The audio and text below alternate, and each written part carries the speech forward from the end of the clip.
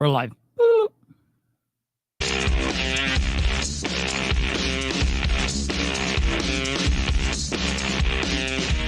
I don't have to tell you things are bad. Everybody knows things are bad. Everybody's out of work or scared of losing their job. The dollar buys a nickel's worth. Banks are going bust. Shopkeepers keep a gun under the counter. Punks are running wild in the street, and there's nobody anywhere who seems to know what to do, and there's no end to it.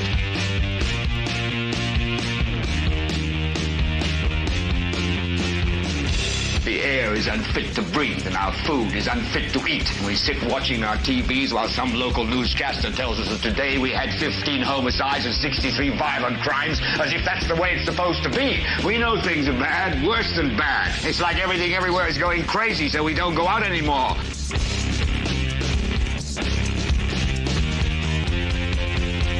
We sit in the house, and slowly the world we're living in is getting smaller, and all we say is, please, at least leave us alone in our living rooms. Let me have my toaster and my TV and my steel-belted radios, and I won't say anything. Just leave us alone. Well, I'm not going to leave you alone. I want you to get mad.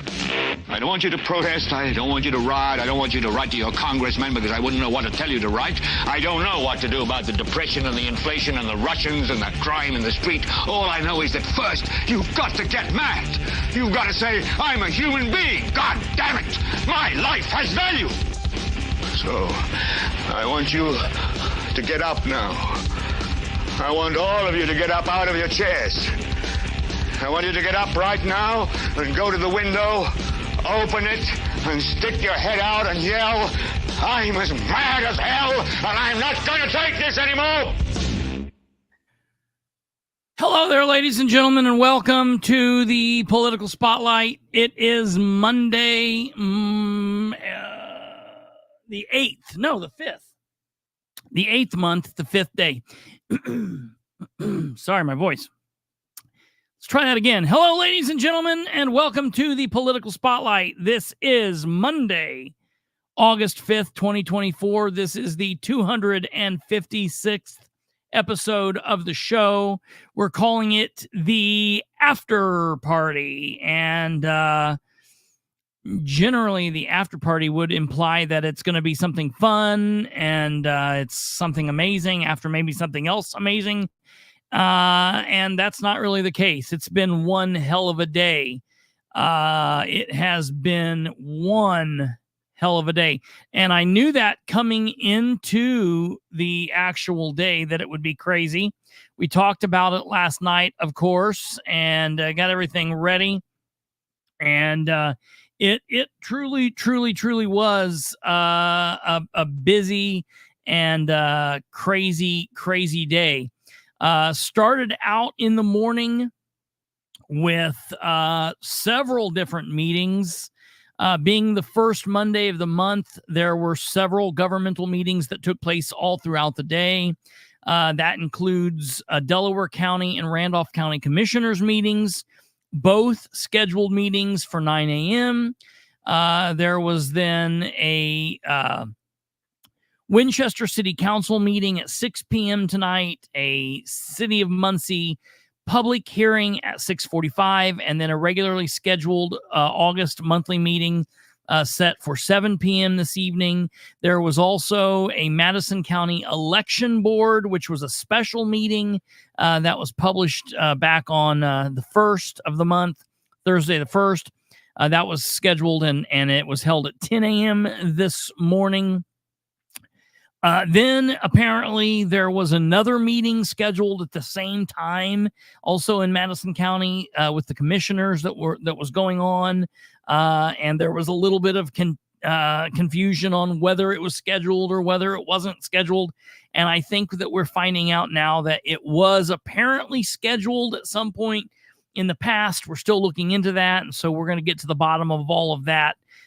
Just really interesting. And then on top of all of that, if that wasn't enough, District 33 State Representative JD Prescott appeared on the Kendall Casey Show this morning at 10:06 a.m. To outline his Plan B tax reform plan, which really just wasn't a plan. It was basically just him talking and doing that and kind of politicking. And Rob Kendall, I kind of feel a little let down by Rob. We'll talk about that. That'll be more tomorrow. We'll talk about that kind of at the end of the show. We're not going to get in depth with the Kendall thing and the JD thing tonight. We're going to do that tomorrow with Brandon. Brandon and I will be on tomorrow, and we're going to talk everything, the tax reform plan from Braun, from Rainwater, from Prescott, and et al., and then the non-plan from McCormick. So we'll be focusing on all of that. That will be tomorrow. That'll be episode 257. But I will just give you guys a little taste of that tonight, but that'll be towards the end. We do have some help that's going to be coming on tonight. Since today was a very big action-packed day, I figured that we probably needed some help to kind of carry the weight and help keep me on track and help Kate prod me along. So we are bringing on not one, but two of the heavy hitters, both contributing correspondents here. The mad woman from Madison County, Dr. Catherine Callahan, and the 10th councilman, everybody's favorite, Audie Barber.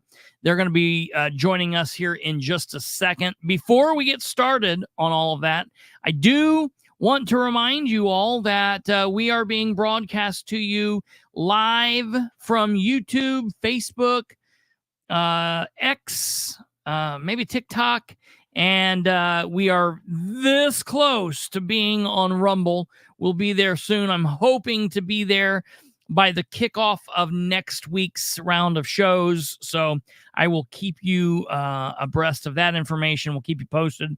But while we are where we are, thank you for watching wherever you're watching from. It would be my hope that the majority of you, that most of you, could migrate over to YouTube. As of now, that's the biggest help for us. And it's the best way for you to watch the show because you're able to interact with the most amount of viewers if you're on YouTube. But besides that, I don't care where you watch from. As long as you're watching and sharing the show and the information, that's all that matters. If you're on YouTube, please give us a like. Hit that like thumb. Give us a thumbs up. That would be great. If you have not subscribed, please do so. It costs you nothing. Once you hit the subscribe button, it will then allow you to click the bell to set up your notifications so you can be notified when we drop live content, when we drop recorded static content and shorts. Today, I actually used the community function on YouTube and left a comment on YouTube just in the comment community section. So that's what you want to set up the notifications for. That's very, very helpful. We are a very interactive show. We want to hear what you've got to say, whether you're watching live. If you are watching live, please comment over here. Okay. And if you're watching via repeat on your time, comment down here below. We will get back to you, and we do like to interact. Last night, on an episode from 2 or 3 days, maybe last week, I actually had somebody reach out and ask for a favor. Matter of fact, if you're watching tonight, if you're the person that I contacted last night and said to email me, it's been a busy last about 24 hours. So I have got your email. I just have not had a second to respond. I will attempt to respond to you when I get off the program tonight, just FYI. So please do that. And then above all else, share the show with everyone you know. That will really help us out. Okay, so without further ado, I think we're going to go ahead. It looks like everybody is ready here. I'm just going to go ahead. We're going to bring everybody on. We are going to go through Madison County first, and then Muncie. Madison County had kind of a shorter meeting. And then, as far as I'm concerned, Catherine is free to stay if she wants. She can duck out if she wants, whatever she wants to do. We're going to go through Madison County, then we're going to go through Muncie. So she's free to do as she pleases. Everybody's free to do as they please. No one's held hostage. So without further ado, we're going to bring on Catherine. Hello. Hi. And Mr. Audie Barber. Audie, everything come out okay? Yes. I think it did. I think it did. As always, Kate is with us down in the duck, making sure everything works smoothly and is running the show wonderfully. So, Chris, yeah, we need to tell everybody just in case they don't know what this means. Yeah, I thought that you were itching for a minute, but then I realized what you were doing. I'm surprised that I'm surprised that either Sarah or Basham didn't clutch their pearls and faint when you did that. But it is what it is. Okay, you guys are like, I just love the both of you. Did you watch that last meeting? Did you watch the Muncie meeting? I haven't seen anything. Oh God, you gotta stick around. Audie got up and put on a performance. Okay, I gotta see just that. about like 10 minutes ago. It was. I signed autographs at 3:30 a.m. Right? Yeah. Right. No, come by the bedroom window. 3:30. Well, we had a big meeting in Madison County for this election board. Yeah. So I just want to point out the very first thing that came to my mind when I was watching the meeting. Mm-hmm. So as they're filing in on the election board to sit there, it's a three people thingamajig. I'm like, I wonder who they're going to put in for the Republican seat. Yeah, this is so weird. So I'm watching this, and here comes the clerk, Linda Smith. She's the clerk. She's Republican. She's elected. Then I see Tim Lanning come in, who's the ex-senator, and he's the Democrat appointed person. He's also an attorney. And now wait, pause. For the record, you guys just had an election board meeting 2 weeks ago. Yeah. And 2 weeks ago, the election board. I'm gonna let you tell your story, but just to set it up. So the election board in Madison County is made up the same as everywhere. It's made up of the clerk and then a representative from the Republican and Democrat Party. Normally, Madison County is your Republican clerk, the Republican chairman, Russ Willis, and then the Democrat appointee, Tim Lanning. 2 weeks ago, Tim couldn't be there, so he had someone sit in for him, and that was Terry Austin. So 2 weeks ago, it was Linda, the clerk, Russ Willis, and he should have recused himself 2 weeks ago, but he didn't. And then instead of Tim Lennon, it was Terry Austin. So then now today, start back where you were now. What you talking about, Willis? So as I'm sitting here, I'm thinking to myself, okay, and I see Tim take the center seat, which actually, in that center seat, that's where Russ would sit, but he's the one putting somebody in his place. So you would think whoever's going in his place would be in that center seat because, he's also the president. Right. So as Tim takes the seat, I'm waiting, and suddenly here comes Democrat chair, ex-state representative Terry Austin. Okay.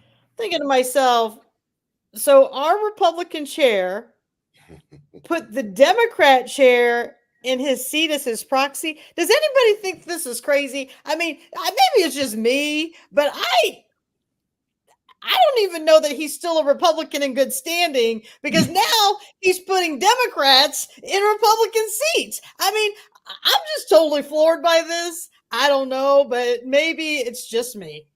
Could you imagine a time like that, Audie? The election board in Delaware County used to be made up of Phil Nichols' daughter, and the Republican side was Pete Drum, and then the clerk.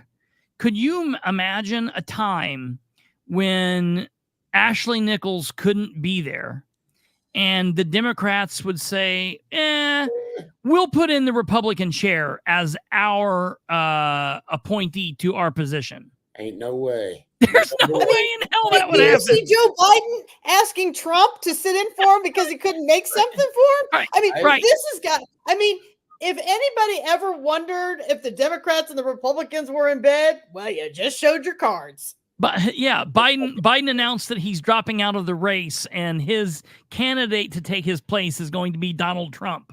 Yeah. That's exactly what happened today. It was the craziest thing I have ever seen. And I like Terry Austin, you know, I don't, to each their own, but I just think you should have had a Republican.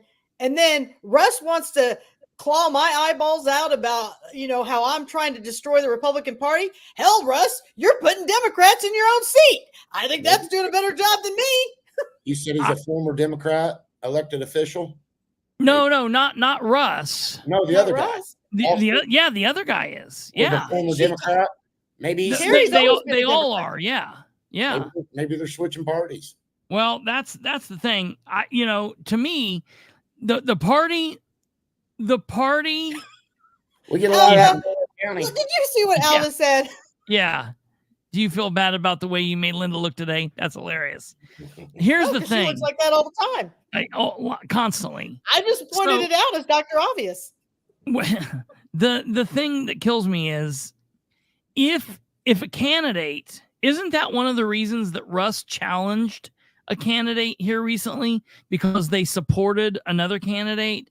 You know, that gives the party rules say that as a Republican or a Democrat in good standing, you cannot support a person of the opposite party. And for Russ, the party chairman, to pick as his replacement. Now, I've been to a Democrat is insane. And I've talked to a couple people today who were saying, like, you know, what could be done about this? Is this illegal? I don't know that there's anything specifically like legal about it as far as that goes. I mean, to me, the board is made up of who it's made up. It's made up of one Republican, one Democrat, and then the clerk. But When- not when did- today. When did he I was looking into this a little bit, and, Yeah. and like I don't know, it's like the state handbook, how Yeah. shit's supposed to work. It says if a vacancy occurs on a county election board for a reason other than removal by a county chair, the circuit court clerk must notify the county chairman within 5 days of the vacancy. And the county chairperson then has 5 days in which to nominate a successor. The clerk must appoint whomever the county chairman or chairperson nominates. If the county chairman or chairperson fails to make an appropriate nomination, then the clerk may proceed to select a person of the clerk's own choosing to serve on the election board. The person the clerk selects, however, must be of the same major political party in which the vacancy occurred. Listen to me. do that? I'm Doesn't say telling anything you. about them appointing a proxy that's the same party, but it seems wrong that they're saying if Because you're gonna what replace moron it, would even had to be told to do that? Wait a Yeah. minute. When did Austin lose his election?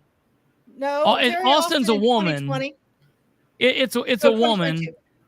Yeah. Okay, 2022. 2022. Have you looked at her voting history? No, since then? back up. She's the- still she's the Democrat she's chair. the chairwoman. Of the Democrat Party? Yes. Are you Yes, tracking listen what to we're me. putting down now? Listen would to be- me. Damn. This is Ed now this is when you Carroll. can break it out, Audie. Yeah. This is Ed Carroll appointing Phil Nichols. Phil Nichols or whoever it is now. I forget who it is now. That's what we're talking about. Replace- Biden and Trump. Yeah. I mean, Yeah. To replace whatever his name is. hey, maybe Kamala Harris needs Yeah. to just ask JD Vance to be her vice president. I don't know. It's gone This is nuts. weird. Maybe next time Spangler goes off, the Republicans will just appoint Anna Quirk. Yeah, right.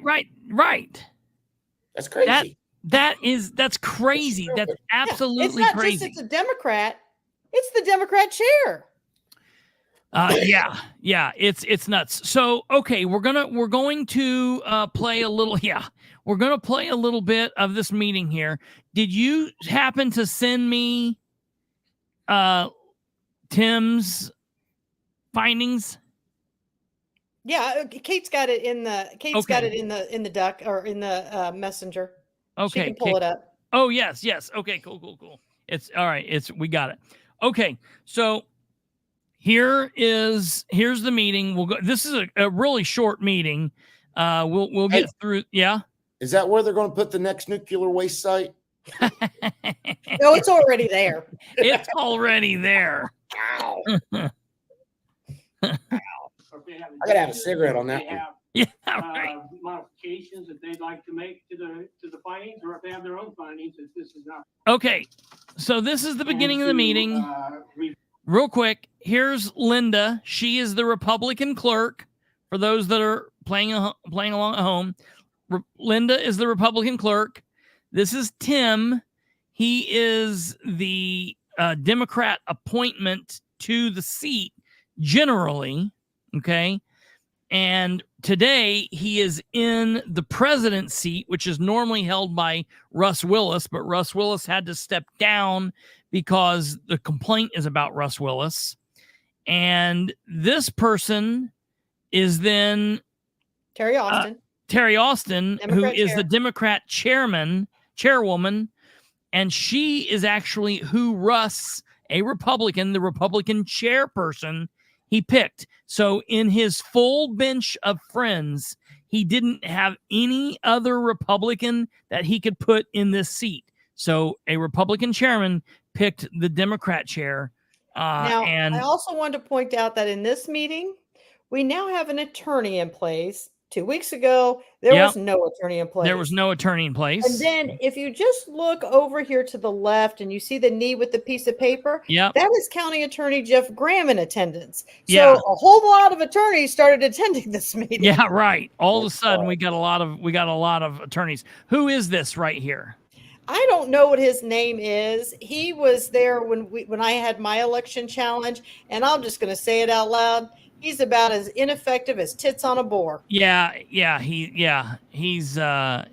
was that you? He's not. Excuse me.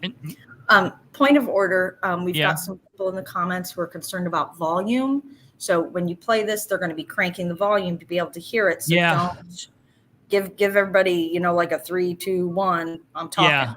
Hey, Audie, I'll just give you one of these. Yeah. We will do that. I think that this audio is pretty good, but we will watch that. So, all right, here we go. We'll get this started.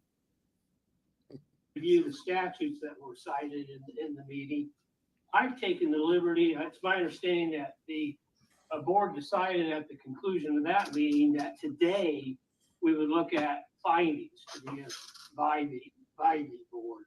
So I took the liberty on my own. These are just my own proposed findings that I have prepared, and I'm glad to give those again to members of the board. I did send those out so that they have those and could come prepared with any comments that they may have. I do have some additional copies here. People from the public want to see my proposed findings. Again, these are just my proposed findings. And what I'd like to do would be, I would ask that the other members, if they have comments, or if they have additions, or if they have modifications that they'd like to make to the findings, or if they have their own findings, if this is an opportunity for the board to weigh in at this time. So I don't know if any member is prepared to make any comments or wants to say anything. Let's allow the members of the board first to. Okay. All right, folks. So we're going to pause here for 1 second because I want to pull up these findings for us to look at these findings briefly. So these findings that Tim put forward, okay, these are what Tim wrote up, all right? Following the consideration is a written complaint filed June 6th, 2024, the Madison County Election Board now enters the following findings. Rob Jozwiak complains that he and his son were denied public access to witness the canvassing of votes in the 2024 primary election on May 7th, 2024. Jozwiak alleges that the denial occurred when he was not allowed to enter the Madison County Government Center at approximately 6:48 p.m. by either the sheriff's deputy providing security or Russ Willis, the chairman of the CEB. Mr. Jozwiak cites Indiana Code 3:1246 for authority that he should have been allowed to witness the canvassing of votes. And then it comes down here and it reads the law, canvass of certificates, poll lists, and tally papers returned by inspectors providing room in courthouse. Section 6, at 6 p.m. on each day of the election, the county election board shall assemble in a room to canvass certificates, poll lists, and tally papers returned by each inspector in the county to declare the results of the election as provided in this chapter. The canvassing must be performed in public. Listen, must be performed in public under 514.15, which is an open door law. However, the board may restrict access to parts of the room where the election material is being handled or transported to safeguard the material. So listen, we want to keep it separate from people being able to interfere, add, interject, or do other crap. But that doesn't mean we can't be able to see it with our eyes. You know what I mean? You should be able to see it with your eyes. Okay. It's pretty simple. All right. Except as provided in section 7 of this chapter, the county executive shall provide a room in the courthouse that contains adequate space to permit members of the public to witness the canvassing votes. I can't help it that Russ and these people have decided to hold this process in a stall inside the men's bathroom. Maybe they need to hold it in a bigger room. All right. That would solve the problem, first off. In accordance with this subsection B, Jozwiak is correct that as a member of the public, he should have been allowed access to witness the canvassing in parts of the room or area where the safety of the election material being handled or transported could be guarded. All right, what are we doing here with this number 4 that's marked out? So immediately, if you watch this, they want number 4 stricken from the record. Okay. That was a big thing to all of them. Now, I am going to also say this. The one thing you're doing that never took place in this election board is they never read through these for the people. They just passed out the literature. And people are like, what's going on? Unless you had this in front of you, you had no idea what they were talking about. Yeah. I mean, I watched it and I had no clue what was going on because I did not have this. Yeah. So they wanted number 4 stricken from the record, and it went on back and forth and back and forth.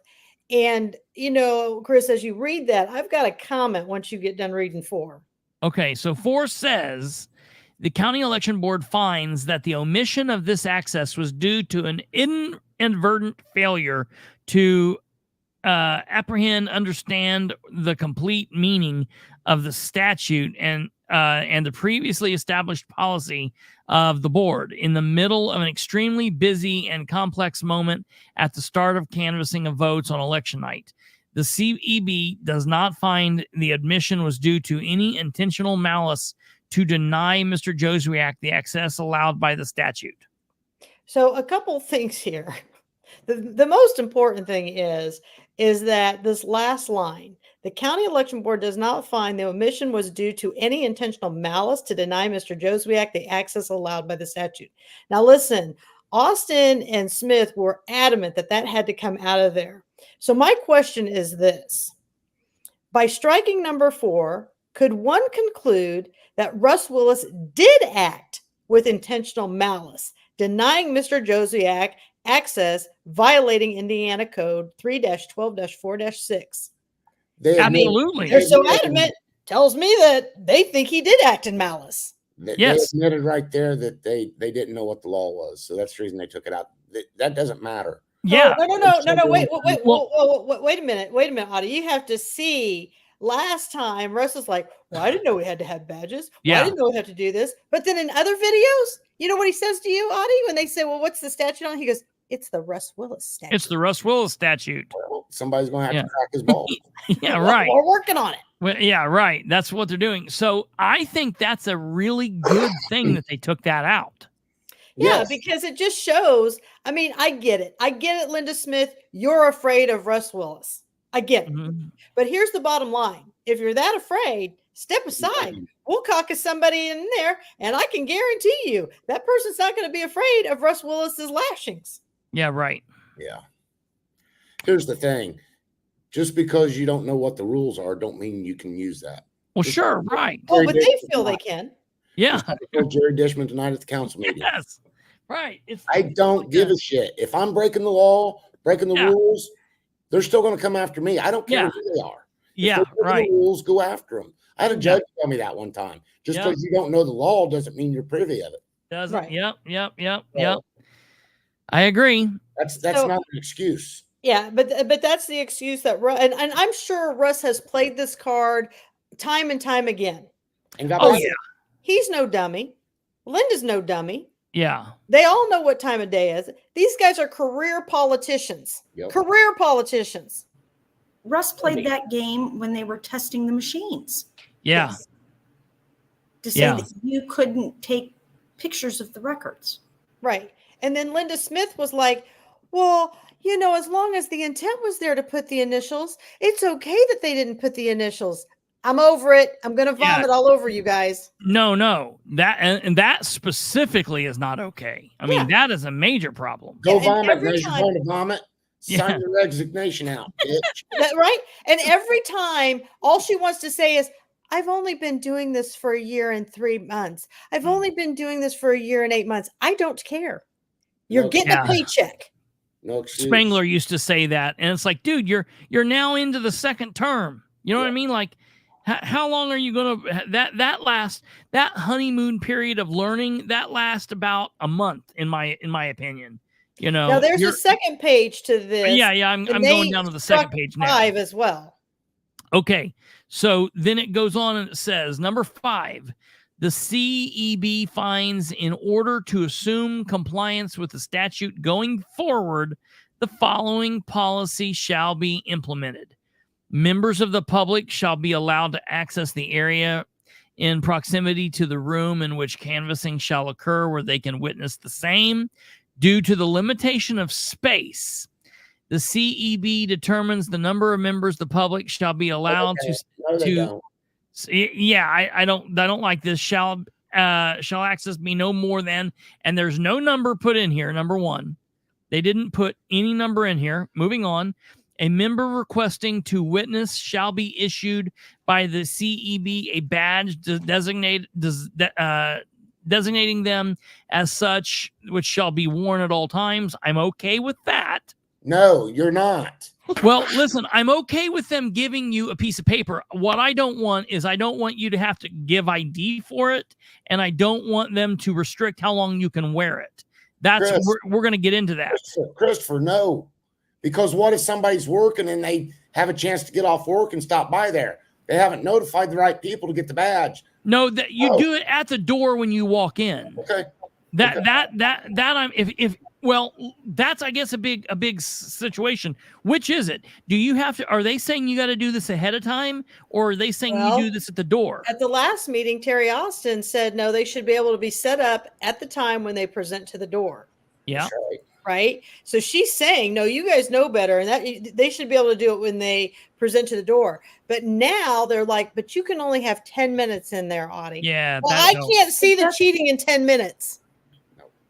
Well, and here's the other thing. If you have, it takes you 3 hours to count the votes. Okay. So Mhm. that's what? 18 10-minute slots. What if you have 50 people show up that want to watch this shit? Yeah. You're denying says- 32 voters, State law citizens, the right says- to look? State law says they will allow access to these people. That's Right. it's like the city council of Muncie trying to say, well, Christopher, you can watch the meeting, but you can Yeah. only watch 10 minutes and you're going to be the only audience member in the room. And then when your 10 minutes are up, you have to trade out with Audie. And then They can- Audie can watch for 10 minutes. Yeah. Yeah, somebody will have to take that to But what if nobody's behind me? Why do I have to leave? right. Well, yeah. Right. First of all, why would you need to? But second of all, You shouldn't have to. they need to come back up here to this 31246, where it says the canvassing must be performed in public. However, the board may restrict access to parts of the room where the election material is being handled, transported, safeguarded material, except as provided in section 7. The county executive shall means must provide a room in the courthouse that contains adequate space to permit members of the public to witness the canvassing votes. They Hold don't on. say 5 You minutes. missed an 5 important word in people. that Yeah. sentence. Members. Yeah, Members. right. Yes, Plural. it does not limit it to 5 members for 10 Yeah. minutes at a time. Or member of the public. It says members. There is an S If on there's that. 5,000 people Plural. there, they have to let them watch. Yep. Yep. There's no Move that reason shit that to they the- have to do this upstairs in that room that's smaller than a broom closet. Do it where they have the county Yeah. election board meeting. Yeah. Have all the materials up at the front of the building. Nobody can go past the barrier there. Well, Yeah. there's no- And you can have what? There's how many seats in there? 100 100. seats? Yeah. 100 members of the public could come in and watch. Chris, at Delaware And the County, materials will still be secure. don't they have a window that you guys can set out Well, and watch? Yeah. Yeah. So essentially what happens is in Delaware County, for those people that know how the old Delaware County building is set up, they bring in the people down the long hallway in front of like the auditor's office and all of that stuff. They have them check through the door process. They take it into the voters registration area down on the first floor, and there's a window right there. And at times there's been 200 people in that room. They don't ever, you walk through the security door. No one talks to you. No one identifies. They can't get your ID for you to come through and watch. That's nuts. I heard Tim Linnane say, we should know who's running around here in this. That is an open door violation. He's insane. I can't believe he's an attorney. As long as he's passed through the doors and went through security and You're good to go. holding a gun or a knife or something, Yeah. let him in. Not in Madison County. Yeah, they have to. Well, I want to I'll show you. I want to show you two things. So, Kate, I just sent you something about home rules, right? Oh, yeah. So this home rules. This is a PowerPoint presentation, and I know you've seen it before. And it's by Brad King, and Brad King he's in the Republican Party, and he's their legal counsel. I don't know if have you heard of Brad King? Brad King works in the Secretary of State's office. He's one of the he works directly under Diego Morales on the Republican side to. Yeah, so he puts out this PowerPoint, if Kate brings it up, saying that home rules do not supersede State law. State laws. That is correct. Okay, this is from Brad King. This is who put this PowerPoint out. This was just done in February. Okay, he puts it on there. Yeah. Okay, now I just sent Kate an email response. Cheryl Dodd McKinney wrote about this whole thing to Brad King today. I've got that. Got that. And at the beginning, look at what Brad King says. Well, then why are you doing the PowerPoint? Right here it is.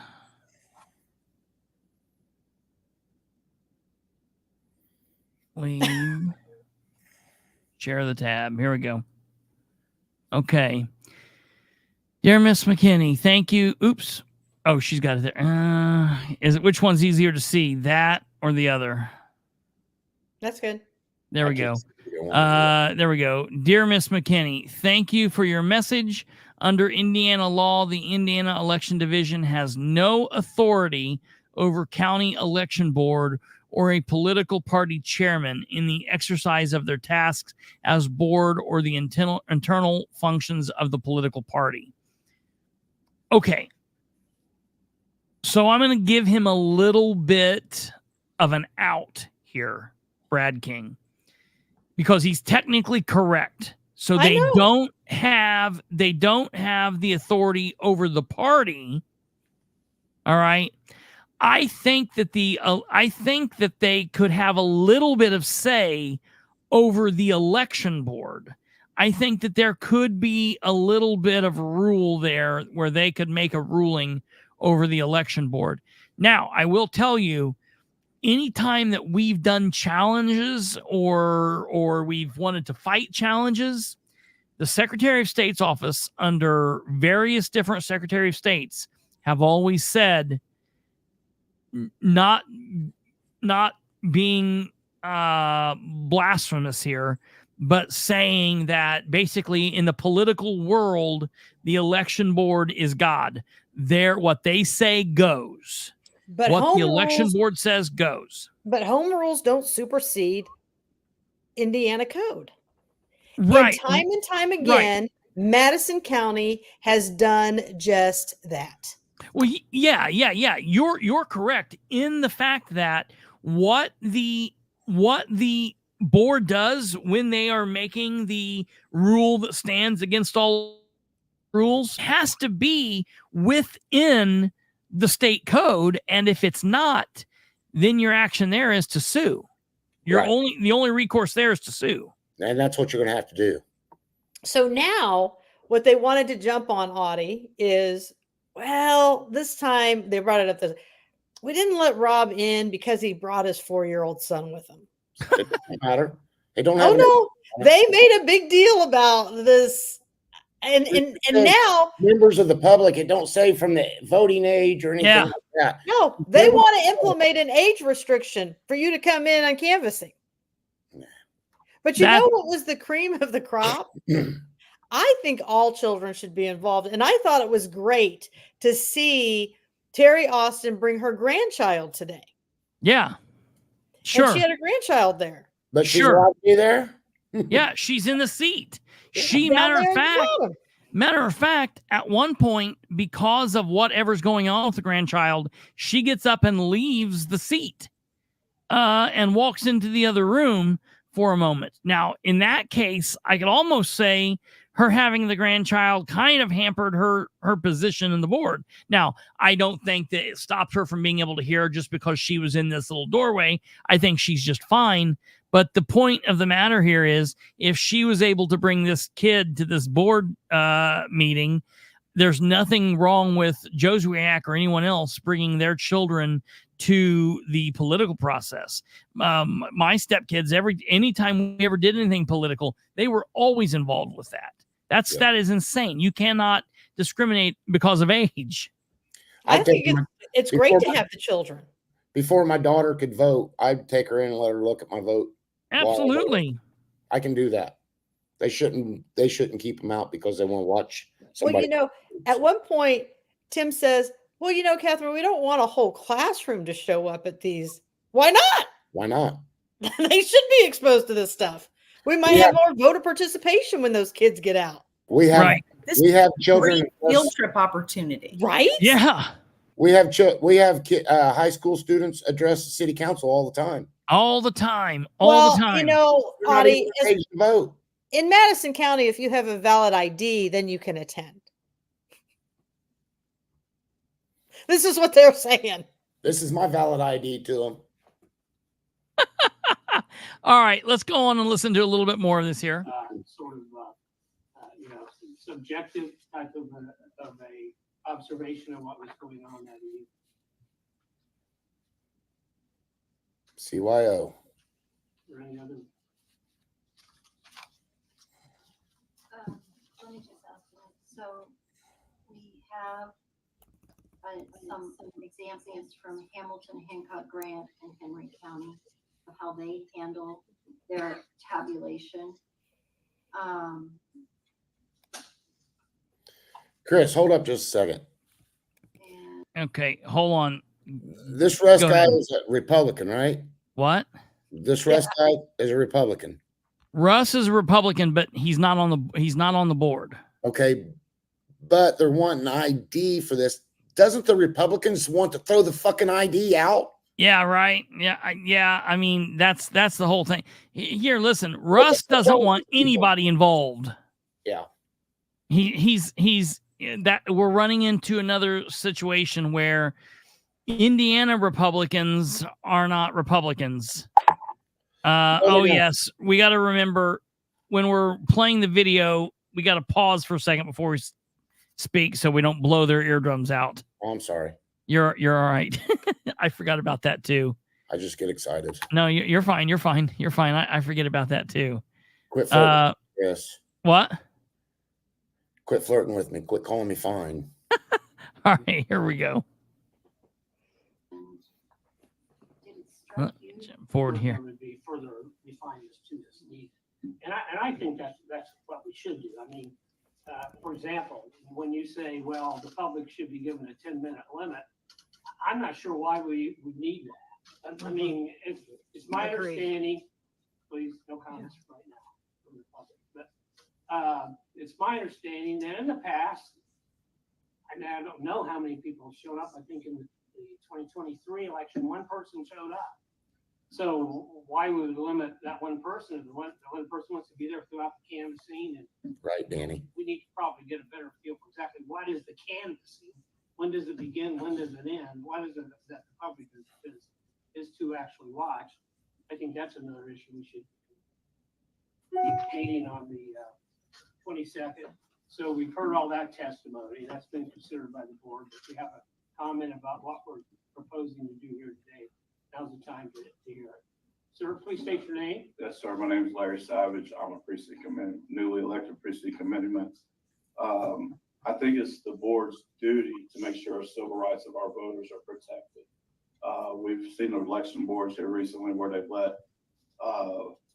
folks that fill out paperwork the wrong way go through. We've let voting places in African-American neighborhoods were put in jeopardy this year. We saw him intimidate Miss Rebecca Crooms, which I'm sure has put this election board back 60 or 70 years, because she probably can remember times in her life to where she didn't get a chance to have a fair election. We just want it to be fair, firm, and consistent. We want to know what the rules are, because when Mr. Jozwiak did go and ask for somebody from the election board to come down, Mr. Willis stomped down with 2 deputies and was ready to force him physically out of the building. That can't happen. We have to, everything has to be transparent to the public. We are America. We deserve better. We have got to fight for our people. That seems like it's not happening anymore. And all we are asking you here today as the board to do is, did Mr. Jozwiak, was he forced to leave the building? And that's it. That's all we want to have you guys really vote on, and then let it go out to the prosecutor and let the prosecutor handle it from here. That's what needs to happen. We've got to get more people involved. That's the problem. We don't have enough people. You get 4 or 5 people that keep bitching every meeting and stuff, but you got to pack the courtroom to make a statement to these people. And that's what's wrong in Muncie. It was pretty full. The room was pretty full. They were packed. They were packed today. You had to have more people back here behind, across the front, standing room only. Yeah. Outside. You got to pack that courtroom where there's no seat available, and you got people outside raising hell. Yeah. Get into the meeting. Yeah. And Madison County I'm impressed with Madison County's actions here as of late. They are really trying. I wish that Delaware County could really start getting together the way that Madison County are. They're really doing a good job. They got to stop having this at 10 a.m. in the morning. Yes. Yeah. That's the big thing. That's the big thing. And until you get somebody in there to change the rules, they're going to do what they want to do. Listen, Jamie just said it. I think, listen, you want me to be perfectly honest? We're screwed. Catherine, Audie, Kate, me, my grandparents, people our age, we're screwed. We need to start instilling it in the younger people. Bring all your kids. Start telling everybody. Teachers need to start making it a field trip at 10 a.m. Absolutely. I'll pay the gas for the bus that you guys have to come over with it. If these government teachers want to bring in a bunch of high school kids over, I'll pay for that bus. Yep. Government and econ. Yep. One of the Teresa's in the group just ask a question. What's this question here that Teresa asked? I have a question on the stick that inspector brings back election night from the express vote, but during early voting, they stay in the machine with the people in and out of there. The stick. So let me tell you something. So there's a flash drive that goes into the machine. These machines, since we have open voting for like 2 weeks, they're just left there overnight. And the machines are not really locked up in all these different sites. So you could technically take another flash drive, stick it in there, and pull the votings that went on all day out. And there's no way to double check that. Yeah, but you got to have the right process to open that machine up, to unlock it. You got to have a password to unlock it. Well, here's a funny story, Audie. Then you got to have so many cards. You got to have a card with the numbers on it and stuff I'm telling you folks, if they're taking these, if they've got the machines like they got in Muncie, when you vote, it prints it up here. Watch it printed up here on the side. It's not the same machine. It's not the same machines. And here's the other thing. My fucking name, my affiliation. Yeah. Well, Madison County isn't like that. They asked Linda at the last meeting, who has all the passcodes to these machines? She never once answered it. Her answer should have been, I have the passcodes and I'm the only one. But she's not the only one because she didn't answer the question. Well, we need Somebody to else. we need to keep hounding her, emailing her, and asking her and questioning her until we get an answer. And the answer needs to be said on the record or in writing. Or if you get it, if she says it to you, if you're talking to her one-on-one, it needs to be recorded. We need to get it on record. Put 50 people on the book at the next meeting, let them talk and say, hey, if I got 3 minutes, here's my question. Yeah. Who's got the passcodes? And then the next person comes up and you wait 3 minutes. Then the next person comes up, same thing. Yeah. Wait 3 minutes until you get an answer. And if you're sitting there for 3 freaking hours, so be it. Agreed. What do you say there, Catherine? Well, this is just Linda's going to be prepared now when she answers. Yeah. Well, yeah. Maybe she didn't know. Yeah. All right, here we go. Here's Rebecca Crooms. Anderson. I just have one thing to say, and that is, this was your day to shine, the board, to show Madison County how competent you are, how well you know your job, and how committed you are to the voters of Madison County. And you have clearly failed them. Thank you. Yep. It's happening everywhere, folks. Oh, it You're is. killing I'm people. Nicole Skylar Kapuscinski. I'm a disgruntled Republican combat veteran. I served in Operation Iraqi Freedom in 2008, and I've been disowned by the Republican Party for the past couple of years. I'm probably blocked by almost every, about 5 Republicans in office because they don't like to be critiqued. And I have had personal run-ins with Russ Willis. I've been trying to file some election complaints for the past 2 years. I've been lied to on the phone about a hearing and a determination letter. I still haven't received one. So I'm getting ready to file like 4 more complaints. And I have a complaint about the complaint process. And it shouldn't be this hard for anybody to be able to file something with the state or with the county. And then I would also like to be on a suggestion board on how to make that stuff go better, because I've picked through the footage. I piggybacked off of everybody's footage. I've match cutted it together to show a story of what happened with Jozwiak, things Russ have said. Here's all the receipts. Please don't speak up. If you want to speak, come to the podium. Do this in an orderly fashion. Thank you very much. So my concern was safety. On the primary day, as a combat veteran who was trained to protect politicians and the public, I think there could be somebody could do a better job at when they come in. I couldn't tell the difference between anybody, the different people walking in and out. I knew who some of them were, but as far as like the badges, they should be given a badge so that when they walk in, that the security guards know who they're dealing with, instead of some random person like a sovereign citizen who is anti-government and likes to attack me personally, we have one locally, they could go purchase those boxes and walk them in, and security guards wouldn't know no different. You wouldn't know who they were until they got to the table where. That's all why you the have main security. stuff is. So anyway, that's all I got to I'm say. sorry, I missed your name. What's your name? Nicole Kapuscinski. And my complaints will be filed within the next week. And it's on a local politician who has harassed me for several years. And then the obstruction of justice and interference in reporting a crime. Thank you, guys. Thank you.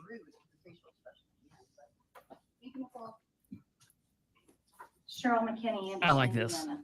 First, thank you guys for taking this seriously. But my question would be, why did Rob have to file a complaint? You guys knew what happened. It was all over social media, and you guys chose to wait until complaints were filed. You guys should be ashamed of yourselves. There should be no viewing limit on the time limit. You're not told that you only have 10 minutes somewhere. That's no time at all to watch the process. I do appreciate Mr. Lannon's suggestion, as long as we don't have an overabundance of people. Doesn't matter. I'm sure that there's fire codes on how many can be in each room, that we just abide by those and then people can rotate in and out. That seems fair. Open them windows back here. Not sure why there needs to be an Blinds on them windows, let age people limit. stand up We there and want watch them. our teens to get involved.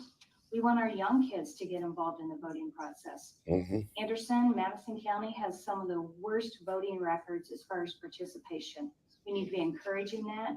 And so to tell a child who was certainly well behaved that he couldn't come in either, I don't care if he was 4. He wasn't running around. His father had him very well under control. In finding 4, Mr. Lanning, you talk about that you don't see that there was intentional malice. However, one could very well argue that fact, because if you go back and you view when Mrs. Crooms was trying to watch the process, when they were testing everything, and she said to Russ, voters are allowed. We're allowed to watch this process. Indiana code says so. Mm-hmm. And he says, no, it doesn't. And she said, what code? And his response, the Russ Willis code or statute. Thank you. That's awful. So when you say there was no malice, he has a proven record that there is malice. And as far as badges and people signing in after hours, I absolutely agree for everybody's safety, but that means the poll workers should be signing in as well. They should have a badge that says that they're an employee. They were just all walking in. We've all seen the video. The same video I'm sure all of you have watched where. But they have been previously identified by the election board. But they were coming in the door. If you're saying that you need to know who's in the building, you need to know when they come in the building. That's what I'm saying. Yeah, there's a whole security. Again, thank you guys. I'm glad you're taking it seriously. I do hope, personally, I hope you send this to the prosecutor's office, because this was a complete violation of Indiana code. Thank you. We'll stop. We after don't this have one. to play mine. Catherine Callahan. Oh, with yes. Indiana. I'm a bit concerned about the age limit. That's a violation of the 14th Amendment. 2 of you are lawmakers. You know what the amendments are. There should be no age restriction. There's nowhere it stated that. If we're going to go to age restriction, are we going to go that African-American people can't come in, women can't come in? I don't know where it stops, but there should not be an age limit. And if we're going to do that, if we're going to sit up here and say that, then this infant should not be in this meeting. And here's the thing. I took my children everywhere with me. We invest in our children so that our children can invest in us in the future. I think it's an amazing thing that we have a child here. That's who we want to do. So I'm not sure where the age limit plays any role in any of this. I'm not too concerned about the age limit. I guess you might have a situation where full class show up. Well, which we'd have to deal with that. yeah, no, I truly understand that, but But I when is it generally too not young? hung up on that. Okay. So my other thing is I'm concerned at who actually is running the show on election night. Is Russ Willis running the show? This is big. Or is the elected clerk running the show? Because why didn't Linda come to the door and answer for Mr. Jozwiak? Who elected Russ Willis to run that door? We, the people, elected Linda Smith. We, the people, have not elected Russ to do anything. So I'm very concerned over this hierarchy here of what we've got going on. I don't think Mr. Graham's going to go in and run a courtroom when there's a judge in place. So I'm a little confused by, I'm not confused, but clearly I know what goes on in Madison County. Do you want me to answer that for you? Yeah, absolutely. Absolutely. I was not notified that Mr. Jozwiak was at the door. So Russ Willis was acting not on your behalf, on his own, taking charge of election night. Send it to the All I am press. telling you, you asked the question, was the clerk notified? I was not notified. Okay, so if you Take it to the prosecutor. I gotta be honest. And maybe, and you guys can beat up off of me. I think she is dumb. She plays dumb. She is dumb. One of those two things. And to me, if a woman is smart or a man is smart, I don't care if you're a man or a woman. If you're a smart person playing dumb, I get maybe doing the Columbo thing for a minute, but she's never impressed me. And if she is so confused all the time, she is not the person that you guys want in this position. Absolutely. It's crazy to me. Chris, that's a political way for these people that are elected. Yeah. Well, the entire point is that she should have been notified. Right. That is what the point is. Not that you weren't notified. I don't give a shit that you weren't notified. Why weren't you notified? You're Right. running the show. The whole issue coming to you. Yeah, Yeah. the whole issue in Madison County is nobody takes ownership. They all pass the buck. Yep. Well, I'm here to tell you, I'm not letting Linda off. Yeah. You signed up for the job. If you can't You need handle to do it, the get out job. of the kitchen. If you can't handle the heat, get out of the kitchen. Yeah. Then Yeah. resign. We'll have a caucus. And We got a Russ, better playing field right now with our precinct committeemen. they should send that to the prosecutor and let the prosecutor prosecute Russ. And he should Absolutely. he should do some Yeah. time over it. Like Sean Smith says, time and time again, Russ Willis has proclaimed he knows everything. While using his own proclamation, he denied Rob access willfully and purposefully. You know?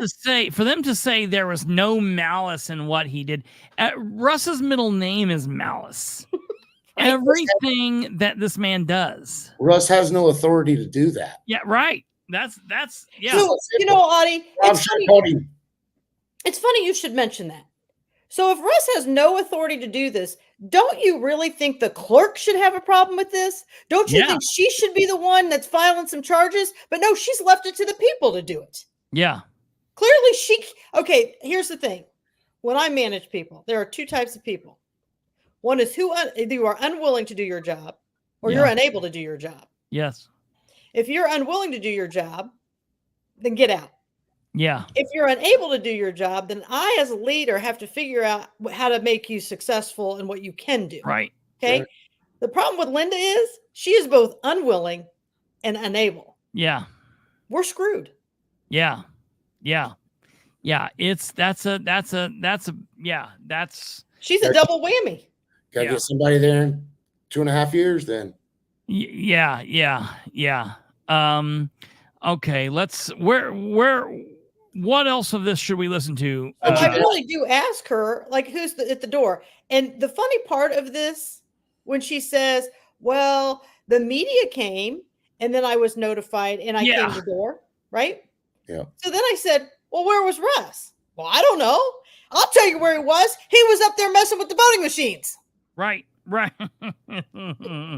She has no idea what's going on in that building, and yet she wants to tell me she's got to know where everybody's at, who everybody's names. She doesn't even listen to herself. Right. Absolutely. Yeah, it's absolutely crazy. Here's the thing. You got to get somebody strong enough to run for that office, and you got to get enough people to vote for that person to get that person that's in there out. Right. That's And what you so can do. they never really took a vote. Yeah. They never did. So people were confused at the end. Like, what did you guys just do? So what? Yeah, they're what going was to recommend it to the prosecutor's office. So what did the board finally end up doing? All they're doing is recommending it to the prosecutor's office. You're recommending what?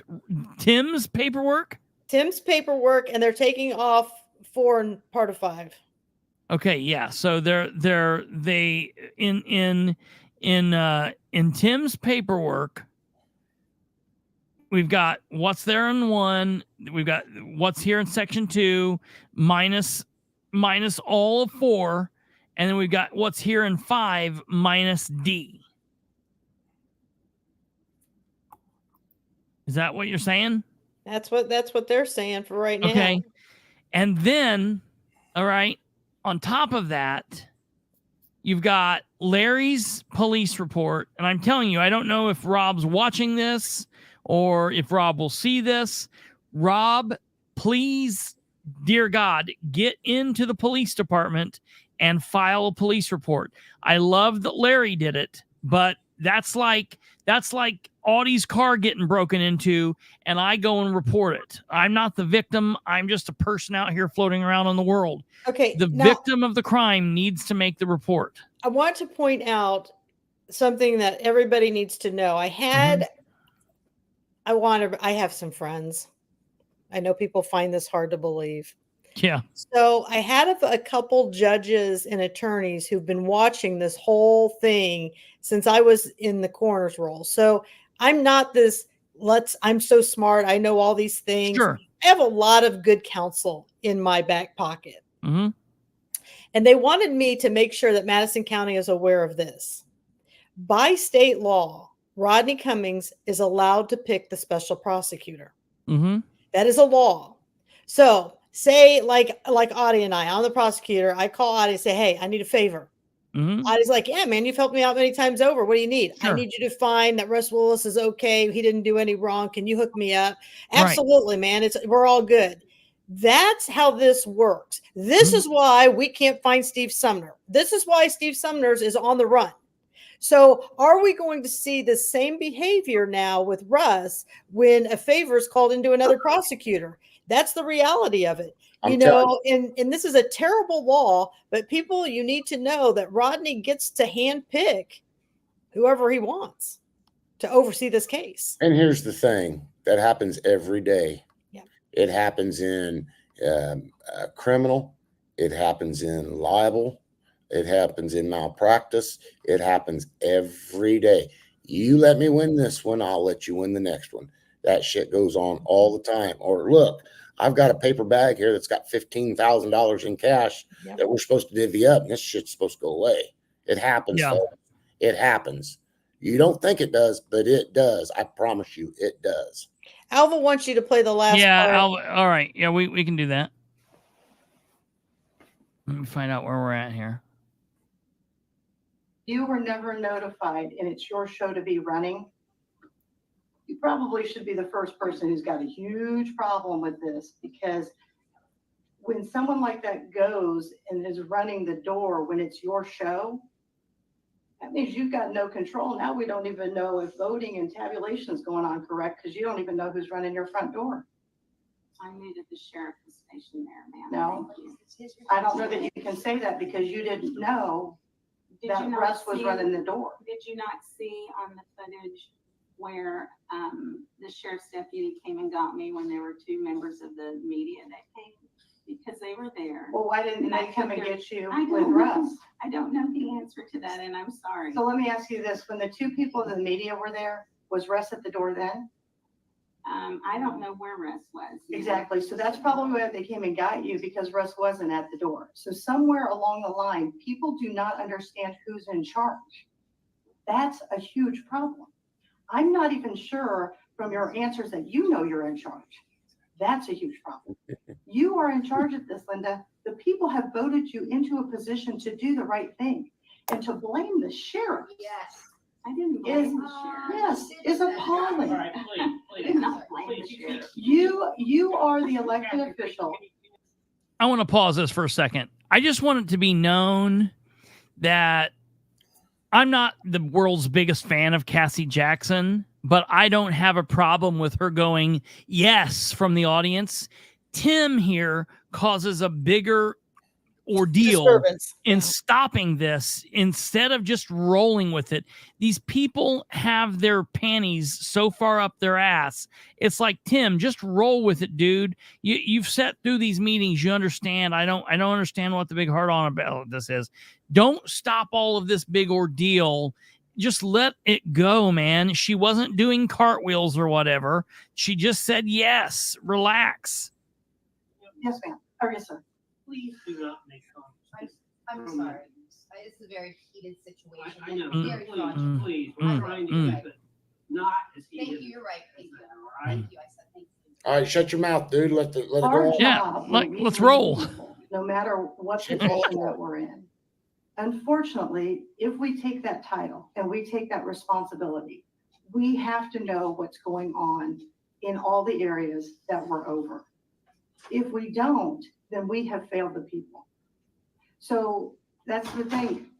I guess you should inform the sheriffs that only you are allowed to give direction at that door, that people are working under your name should not be doing that, that you're in charge.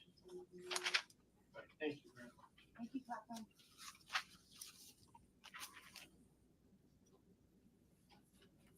You know I gotta get up I at 5:30, I right? understand. Yeah.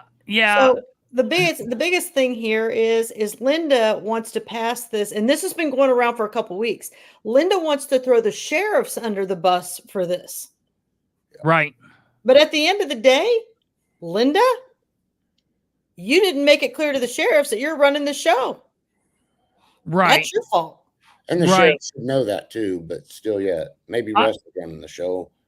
Russ has been running the show all the whole time. Linda ain't do it. Linda's a puppet. She just does what she's told to do. We've had that for 25 years. We had that under the previous administration until the gentleman passed away. We had Ken. Oh, yeah. 25 Yeah. years in Delaware County. That's just the way small town politics works. That's absolutely. Well, yeah. Yeah. Right. And until you change the people to stand up to him, it's not going to change. Yeah. Because So- he is the head honcho and he can do whatever the hell he wants until he dies. Well, I'm going to tell you something. I got some good stamina, and I'm going to keep coming after him because you know what, Audie? When you send out a flyer about me Yeah. and it's not true, I'm not the girl who's going to step down and go cry in a corner. I'm going to come back tenfold. Right. Well, Here's the that's That happened a lot of years in Delaware County. It sounds like they're Yeah. using the 214 playbook. yeah. I was gonna say the same thing. It's very 214-ish what they do. Really quickly, and I it's kind hope of you can strange. stop it. I hope you can stop it. Yeah. Me too. I think they're really leaning on that way. Can we switch gears here real quick? Can we take an intermission on this? Because I do want to watch the end of this, but can we pause here? Can we do Audie, get him to bed? Absolutely. Because he wakes up at Absolutely. 5 o'clock, and then Absolutely. we'll switch back in. Absolutely. Okay, let me switch. I want to be accommodating. I to like Audie being on if this possible. side now, Audie. I'm going to critique you guys. That's all you have to do. All you'll be saying is, hell yeah, go, Audie, go. So switching gears here real quick, folks. Apologize about the switch, but we just want to get Audie to bed so he can get up and build the bridges of tomorrow. I'm Tomorrow. actually working at Andretti Motorsports. Oh yeah, I forgot about that. I forgot about that. Building. Well, that's cool. So Muncie City Council meeting tonight. We will come back to the Madison County Election Board. The City Council meeting tonight, the agenda was very short. There was not much on the agenda. The big things going on in Muncie were a couple of things that are of importance to watch out for. Number one, they had a public hearing, which lasted about 6 seconds. The big thing that I really cared about with the City of Muncie council meeting this evening was number one, Nora Powell, city councilor from District 2, had made a request from the city of Muncie, the mayor, the controller, and everyone within the mayor. When we say the city of Muncie and the administration, I want to make sure people are aware we're not talking about the entire city government. When I say the city of Muncie and when I say the administration, I mean Ridenour and his grouping of people at City Hall. That is separate from the city council. City council is a separate entity. So Nora had made a request to the city to have the budget, the working budget presented to the council. And I just want to be very clear. The working budget has in the past, prior to Ridenour, been given to the council in July, at the very latest, the beginning of August, and they have generally worked the budget process in August. It's only been since Ridenour took over that's been in late August, September, doing all of that. It has to be passed by November 1st. And What? Ridenour made a promise for his first term as running for office that he would have it early spring. And we watched the video the other night. He said that he would have, because the DLGF doesn't normally give the city its numbers until June, July. So he said that he would have the budget to the council in July. We just listened to it the other night on here. I've played it. I've sent it to Ridenour. I've sent it to the council. So Nora made that request. That was one thing I was waiting to see. Did they get the budget? What was the response to that? Number two, they were making a big push for a resolution for the AFSCME to stay in negotiations with the city. And it's mostly to tell the city, hey, we want you to negotiate with AFSCME. That was the big two things that I was watching for tonight. So let's go ahead and start this. And we're gonna fast forward through some of this because there's a lot of crap at the beginning that was just fluff. Yes. Of course, the meeting doesn't actually. Looking for a great opportunity. We're doing a car commercial here in the middle. Crew Car Wash. Let me get through this here real quick. As long as you get paid for It's it. our commercial, anyways. Yeah. Okay. So the council's doing their thing. Did Jerry not seem okay tonight? I don't know. Did he seem a little off? No, he seemed like Jerry. I just thought that he seemed like something like he was not. I was worried. I don't know. So they did their regular deal. They did their citizen recognition. We have this on our site here. So if you want to watch the full meeting in its full meeting form, go watch it. It's worth a watch. But I want to get into number one. This is a really big announcement that I think that people need to know. I want to bring one other person up. His time is very valuable. Mr. Rob Kiesling of Rob Kiesling AEP. from AEP is coming up. Citizens of Muncie, you have to understand what this guy's getting ready to Rob tell Kiesling us. with Indiana Michigan Power. I guess I got the committee report for traffic now. And so I have an update on our work on Tillotson, which has been going on for a bit. Since the last meeting, we shifted to what I'll call the residential part, where the speed limit is 30, north of Riverside. And in that time period, we've had 2 incidents where vehicles have driven through the work zone. Through the barricades. Happens a lot. Fortunately, there have been no injuries as a result of those accidents, but we've had to adapt how we're approaching that project and how we protect the workers who are vulnerable there. They're in trenches, not a lot of room for them. That would scare the hell out of me. I couldn't do with that. We have brought in hardened Jersey barriers and the trash barrels crash barrels, install those later this week.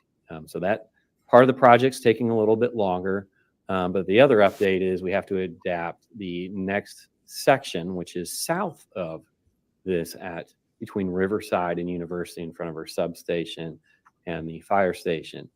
Working with the city engineer, it appears our only option at this time will be a hard closure.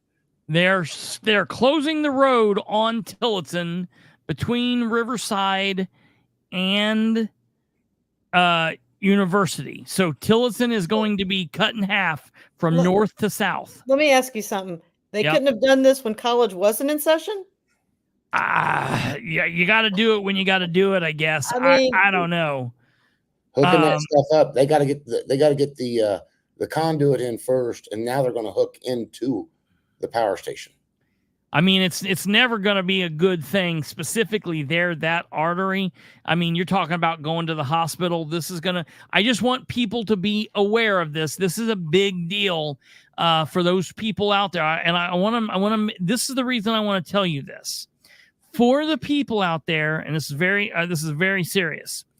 My next door neighbor, and this is a very horrible, sad event, had a surgery for a broken arm, and came home. Everything was good. Woke up, didn't feel good, was nauseous, had a little bit of a fever, was real cold and clammy, and was going to go to the hospital to find out what happened. Didn't know, postponed it a little bit. Eventually decided to go to the hospital, and by the time they got there, she died. So I just want to put this in people's minds for the people out there, because there are a lot of people, Catherine can talk about this, that, have chest pains and things like that, and they go by car. Don't put that crap off. Call 911, do what you got to do, go by ambulance. But by God, if you're going to go by car for the next little bit, no, you can't get into the hospital from this way, because it's going to be shut off. If you're from the north, go a different way. If you're from the south, go a different way. But Tillotson's not going to be the way to get into the hospital. And, I always think about this, like how many people die because of something like this. Well, I that's want very everybody to scary. know that $500 ambulance ride, Yeah. your family is well willing to pay. Yes. They're going to keep you around. Yes. For some of you. I just For want you some to of- know, right. it's worth it. Yeah. Right. For some of you. Right. But this is going to be how long? Yeah. Stumblefoot. Concrete barriers. That's what a Jersey barrier is. Those are concrete. The Jersey barriers are concrete, and then they're putting the crash barrels up there too, full of water. That's going to be a big ordeal. So they're going to, how long are they having this shut off for? 4 weeks? A month, yes. August Minimum of a 19th. month. We expect that to last approximately 4 weeks. We're still finalizing those details with the city engineer Next as well week. as the fire department. So it's coming up next week, and it'll be closed for about a month. So just keep that in mind for those of you living in Muncie. It's horrible. I hate What it. you're saying is that the section of progress. Tillotson between Yeah. Riverside and University will be completely closed for 4 weeks. That is how it is appearing at this time, yes. Okay, thank you. Lex Luthor's so political. Like, you notice he didn't say that. Like, it took Nora to be like, so basically you're saying the road's going to be closed. And that's what it's appearing. That's comical to me. Thank you all. Yeah, that looks like a Gene Hackman Lex Luthor. Yeah. Okay, So we'll moving move on into roll call, here. please. What's up next here? Project that will be developed there.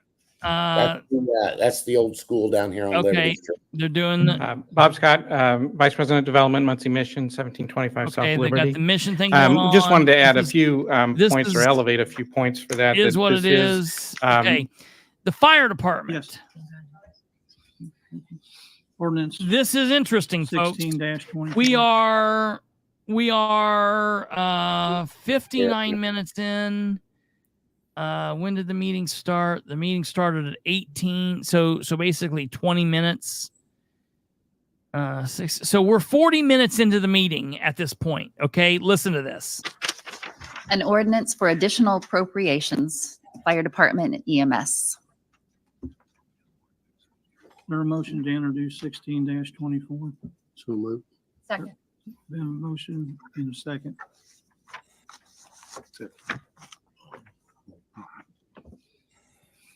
Good evening, Dan Burford, Chief Muncie Fire Department. I come here tonight seeking additional appropriations for the fire department. I know I sent out a letter to all of you. I hope you had a chance to review that letter as well. I didn't want to just come up and blindside you this evening. So what I'm asking for is appropriations from our 104 corporate account. It's money that's in a corporate account, and that's a fluid account. So that account revenues are placed in that every day that come through from our ambulance billing. Our fire protection contract, Center Township money goes into 104 as well. And so we're just needing a little bit of money to shore some things up. So as I outlined for you guys, we received a radio grant last year, which was long overdue. And our matching portion of that is $41,196.84. Now, we did receive a COVID relief grant last year for $253,000, and 176 of that was left because we had earmarked for other projects. And part of that was this 10% matching fund. So that money was there. It stayed in the corporate account, last year when it didn't get spent. We're looking for $102,848 for structural firefighting gear. Now, this is a very unique year for us. We put on a recruit class of 22 firefighters. We are very blessed to be able to get the interest, get the recruits, get that number in. They're in their training right now. And obviously it's hard to budget for that large number. We've never had that large of a number before, and we just didn't get that budgeted for. So it's a one-time thing that we do need to get these ladies and gentlemen outfitted. We also have $58,064 for cancer screening. This was something that was new in the contract. 22 times the amount that it cost to buy the shit. Yeah, but what he means by that is, so at last year standard they normally think, okay, every year we're going to put on 3 to 4 people a year. That's a standard thing. Generally, you're not going to put on 22 people at one time in a year. I can understand what he's saying, that they I would never have thought of something like that. Like they would put on 22 people. Like, to me, that is something that's overworking the guys that's there now to have to put on 22 people to fill the roster. That's just of what, 105, 110 firefighters. That's a fourth of them, guys. That's a fourth. They hired 1/4 of their department on a Monday. So I don't have a problem with that. Okay. I don't particularly have a problem with the way that that's done. We've also got to keep in mind that they had some wonky shit through COVID. And for the first 4.5 years that Dan was mayor, he had some horrible chiefs. All right. This is the first chief that has been, this guy should have been chief when Dan first took over. Yes. In my opinion, Burford should have been chief from day one of Ridenhour's administration. If Ridenhour was truly trying to put the best people in place. I like this man as a chief. I like him as a leader. I don't have a problem with what's happening. But I want you also to be aware he's a firefighter. Keep in mind that when I say that. All right. Listen to this. But wait a minute, Chris. There's these people on here, GWW Menace. Yeah. They are budgeted for 110 firefighters. Mm-hmm. They only have 80 firefighters on deck right now. So they have to fill these spots. It's not about the budgeting. They should have budgeted for their budget should have 110 firemen in there. Yeah.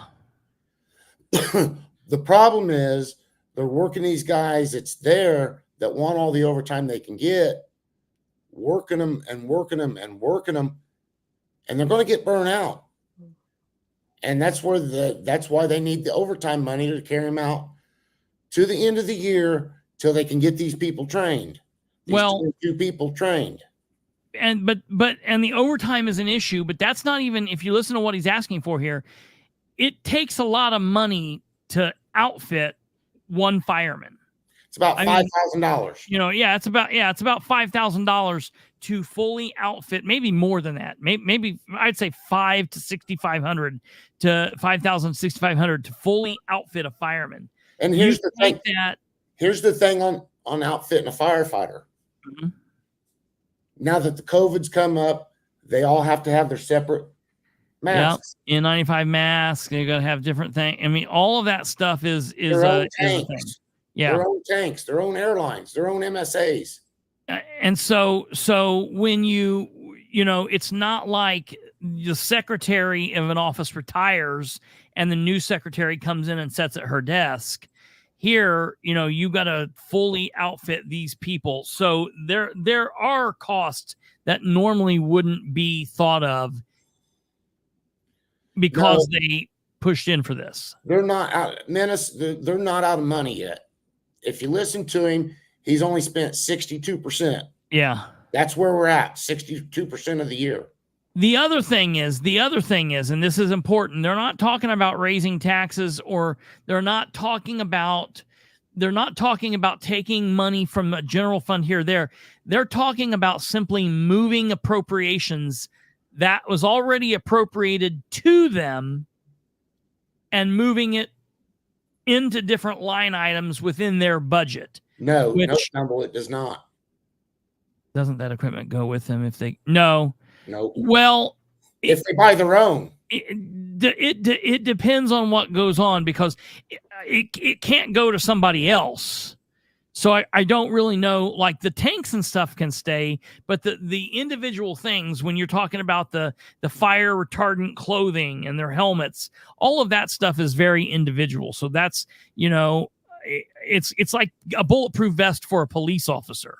You know what I mean? A bulletproof vest for a police officer, you can trade those out, but those are supposed to be form fitted to your body. Right. That's supposed to be made for you. And that's why I asked the question about, having them sign a contract with the fire department to retain them. Yeah. And it goes on later on in the yeah. But the main point behind all, just, you guys are asking some good questions. Keep all those questions in mind, because I'm going to make a point about that.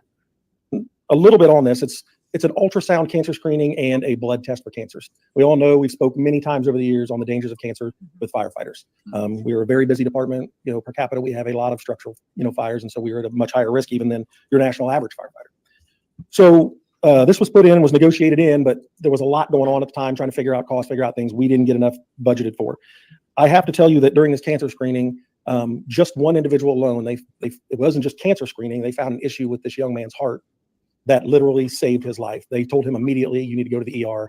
Do not get excited. I'm not mentioning names or anything, but just that alone saved that gentleman's life. He's now awaiting surgery, but he's gonna be able to come back, 100%. But had it not have been for this, they told him the next call he made very likely would have been the last thing he ever did. So we are so fortunate, and I would gladly ask you to pay for this 10 times over if I had to. It's been well worth it. So those appropriations alone there totaled $202,108.84. And I'm asking for that to be placed in our 104-21-439-071, which is our other services and charges for firefighting in the 104. I'm also requesting an additional $100,000 for overtime expenses.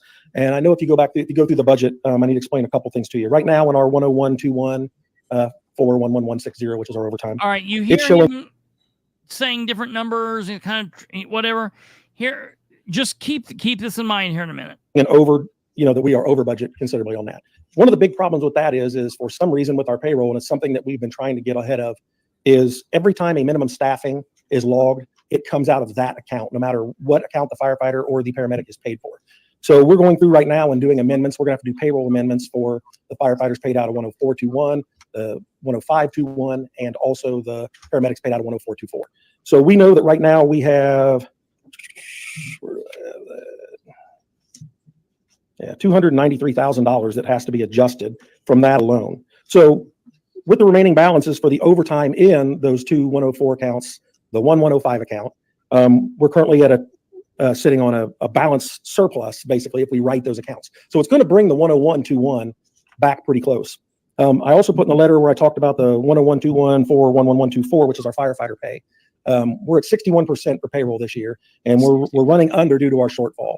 So currently in that, we have $271,333.20 that could be moved to help cover those overtime costs. So with the $100,000 and us being able to write those accounts, when we get them right, and this is as of 6:35 this evening, I was upstairs doing this right before I came down, that would give us a balance of $284,859.85 in overtime to get us through the end of the year.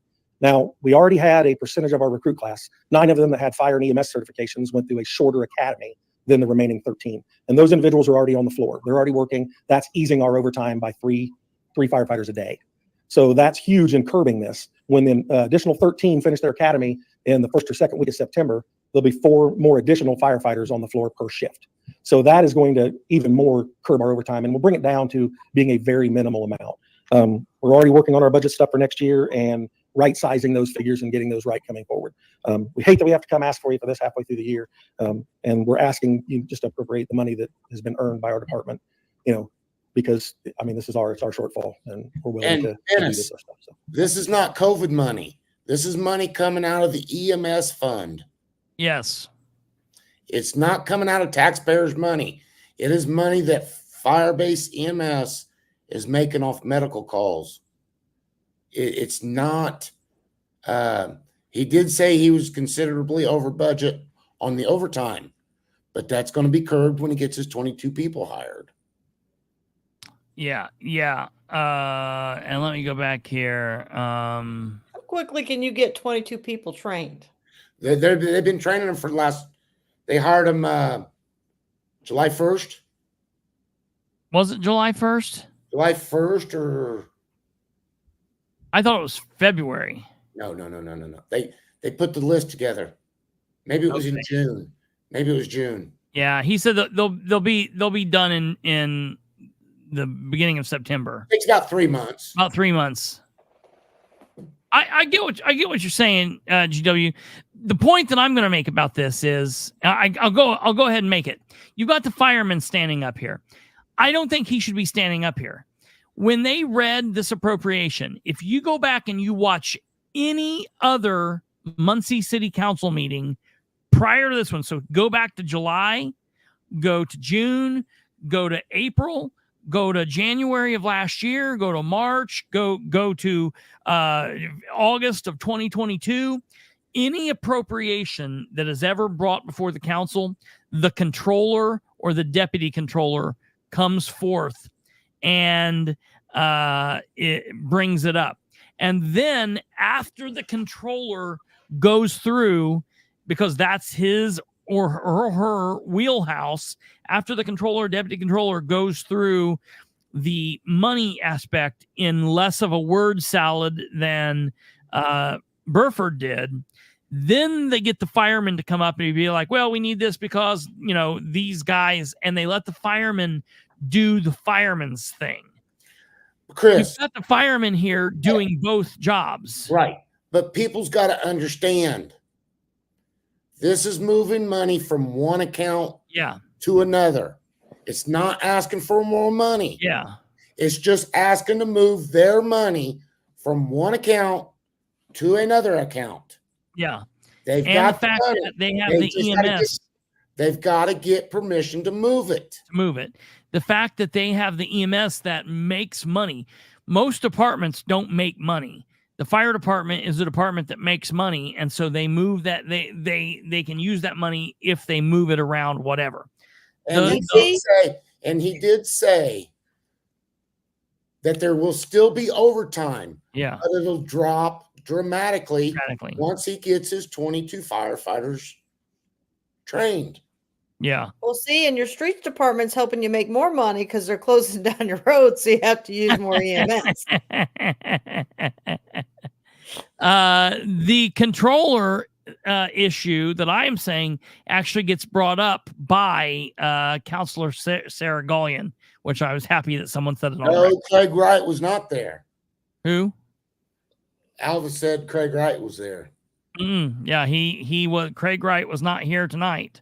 He was not in the auditorium. Yeah, we'll put it. Yeah, he never came to the podium. With Venmo, you can support your favorite artist. Hold on. Pay them bills, Chris. You know it. Pay it with Venmo. Pay it with Venmo.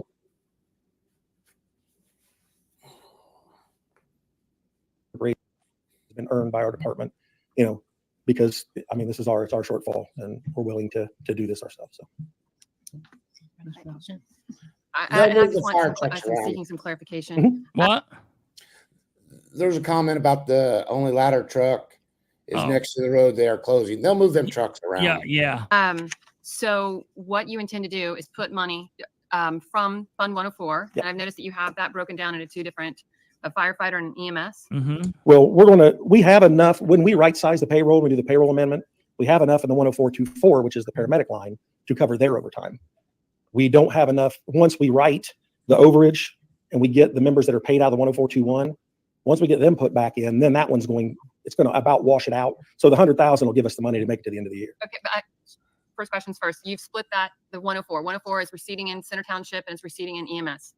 Do you keep those separate? with the Center Township covering the firefighters and the, It's not completely separate. No. okay, so it's just for the budget purposes. Yes, just for budget purposes. Yes, correct. And so you intend to put more money into the 104 account so that you can then come before us and ask for money to be transferred into the general fund account.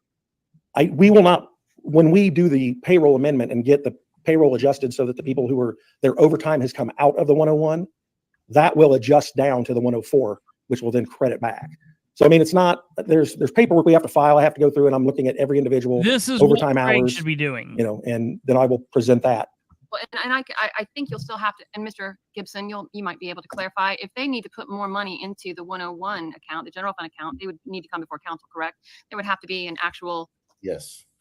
additional appropriation with one line item reduced from 104 and one item increased for 101, because that, it is significantly, I mean, it's. Yeah. Well, like I said, the way it was relayed to me was when we amend the payroll, then the payroll that was originally taken out of 101, the amended payment, it will then be paid out of the 104 because everything went up to the 101, which would then credit the 101 account. It wouldn't be us transferring any money up there, but we would like to transfer some 104 money to another one, or sorry, a 101 line item to another 101 line item. Correct. And then, and just one more follow-up question. And so in doing that, because you've only spent 2% of your overtime out of fire department EMS or fire department 104 and 8% of overtime out of the 104 covering EMS. Correct. Because those individuals should have been paid out of that, out of the 104, 41160, and they were not. So for some reason, when the payroll, when no matter where your payroll comes out of, so their general payroll is coming out of the correct fund, but anytime it's coded as minimum staffing, it's applying it directly to the 101, 21, 411, 160. And you think that adding that, because from what I'm seeing, the entire budget for overtime in 104 and 105 won't accurately cover what you're short in 101.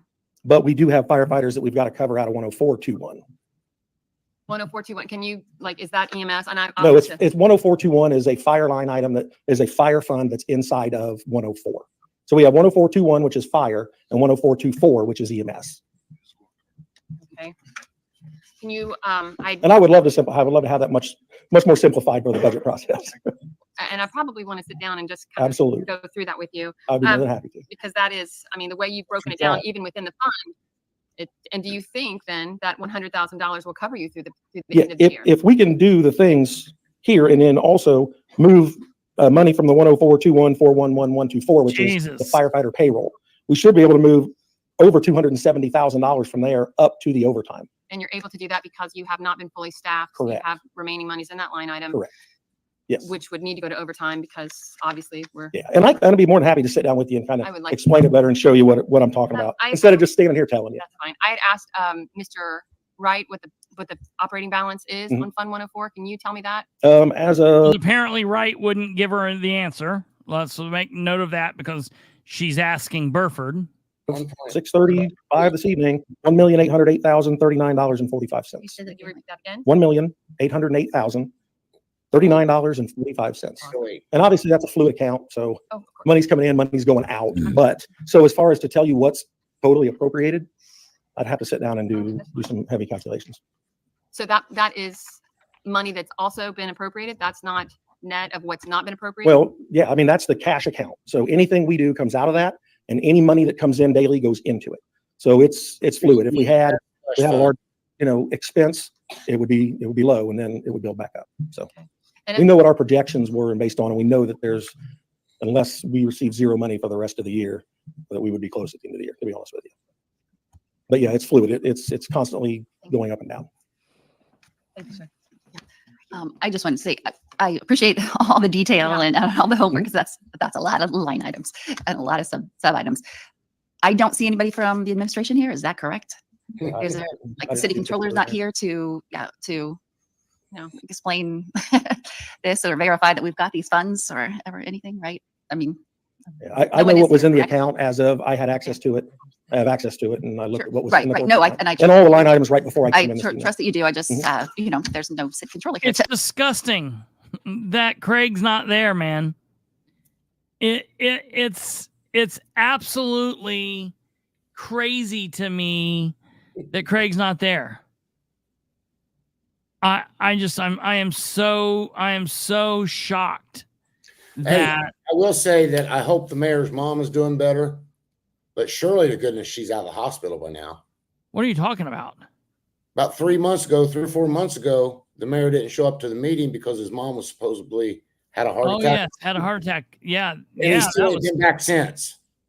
Oh yeah, right. Yeah, the last I heard, she was better and going to Pacers games and having a ball. So yeah, Well, I thought maybe she was still in the hospital. Or Yeah, he no, tried to I don't take know. care of her is the reason he's not at the meetings. I don't know what's going on. The whole administration's taking care of him, I think. Right. This is nuts to me. So yeah, this is crazy. That's to confirm. Which is, They ended up voting. Then Jason Chafin gets up, and I'm telling you, this dude should just never speak. He The just second one, Chief Herbert had a hit on it. he just talked. we just negotiated hear the cancel himself screens. talk. Also helps. So that's $1,900. He didn't do anything to add anything to it. They ended up voting on it. They voted it through 9-0, and it was just an introduction. So hopefully next month, someone from the administration, controller, deputy controller, will be there to speak. It is what it is.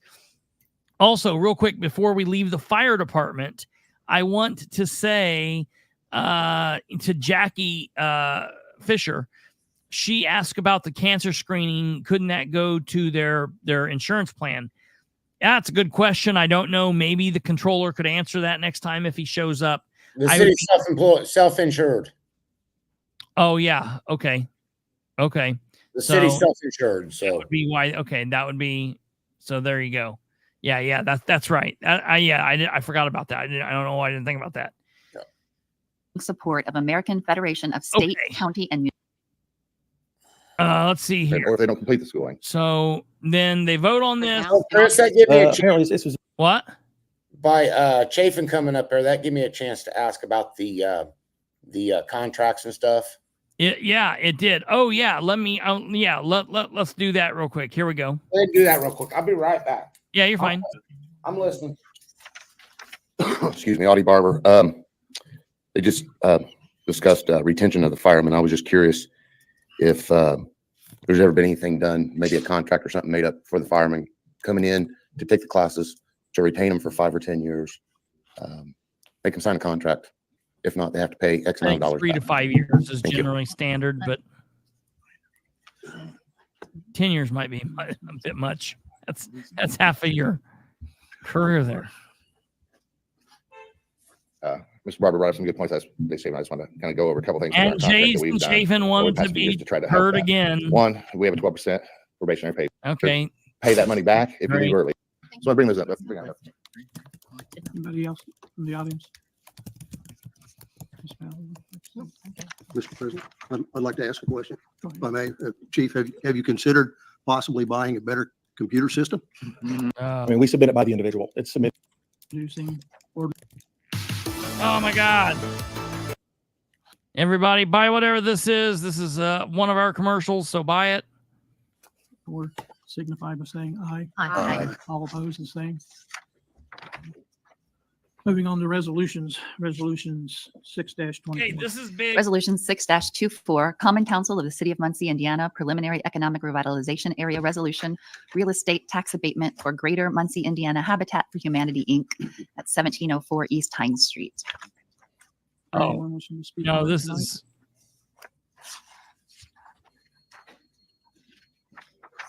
Anybody from the council? I think anytime we can support Habitat for Humanity, we should do that. Agreed. Absolutely. So I make a motion to Nor adopt getting in her resolution points there. 6-24. I second that.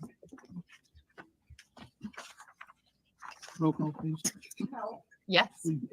Yes. Yes. Yes. Yes. Yes. Yes. Yes. Yes. Good job. Thank you.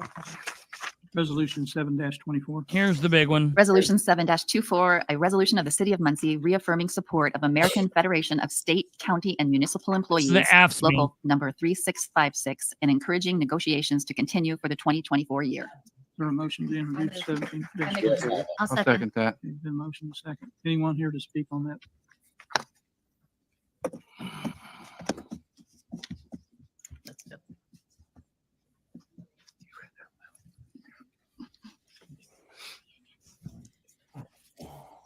Audie Barber again. This has been an ongoing problem since last year. I'm glad to see the council make a resolution on this, but I'd like to see the council take a bite out of the apple and punish the administration until they get something done. Straight and simple.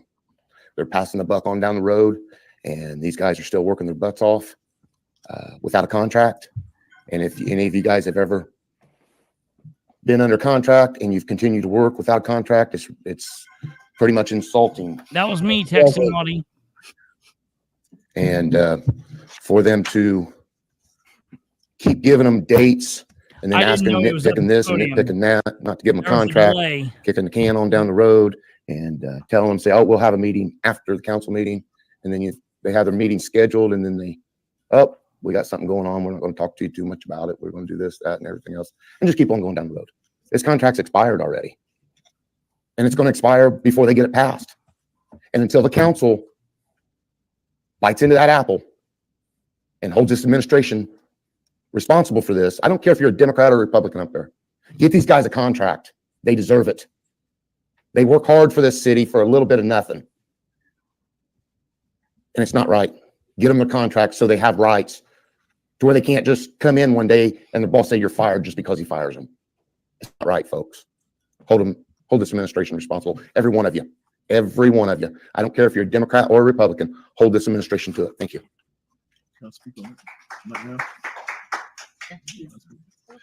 now? Being a part of seeing stuff like that all my life, as far as negotiations go, this council has really tried. I'm telling you right now, we really tried. Our president of the finance committee was not allowed to sit in on a meeting between our DLGF rep, and while this administration refused to let said president attend, the previous administrations invited the president and the finance chair to this meeting during the July meeting, all 8 years of their administration, which is an epitome of lack of transparency at this administration's, what they campaign for, right? So as far as taking that bite out of the apple, I call myself trying to do that as far as being a part and being transparent as I campaign to do, because I want my community to know what's going on.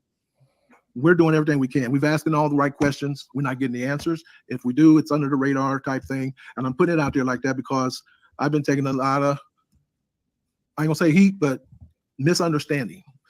And it's getting to the point that I don't know what's going on as far as misunderstanding. But I am here today, and I would like it on the record that my name is William B. McIntosh, Listen to this. Senior.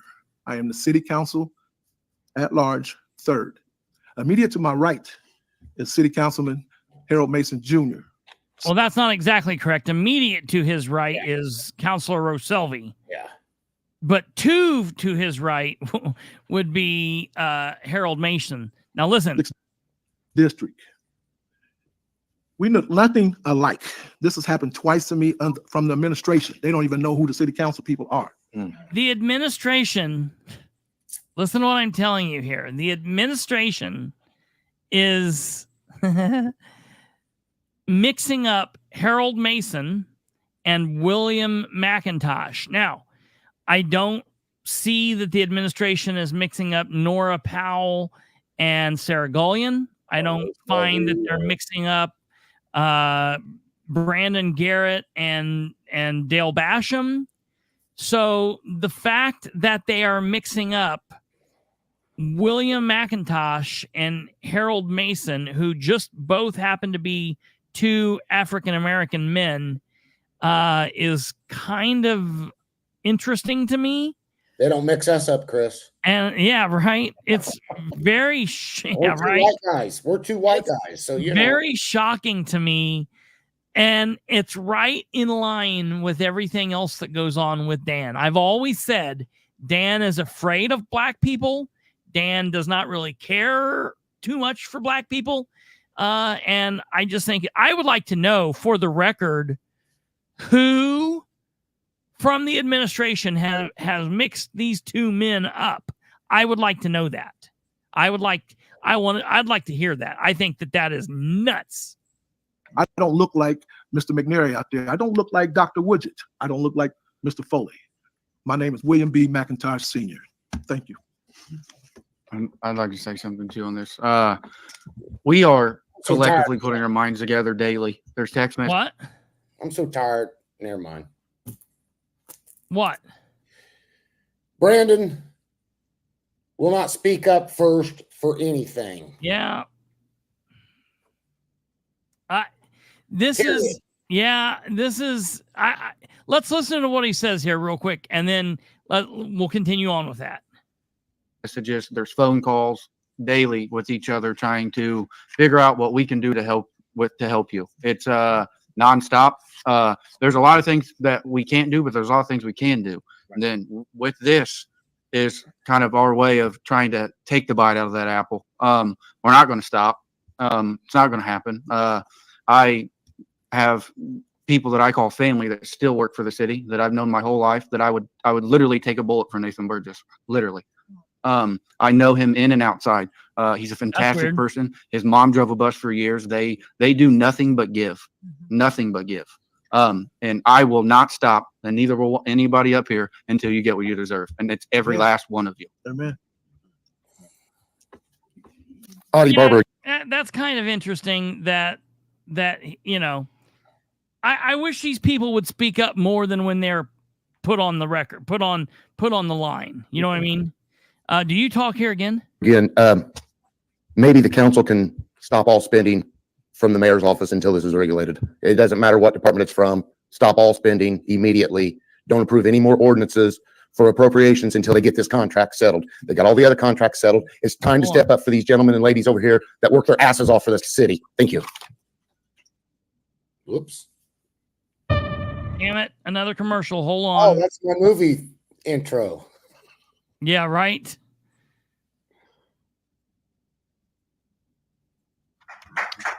All right, hold on, because this is very important when Audie leaves. Listen. Office until this is regulated. It doesn't matter what department it's from. Stop all spending immediately.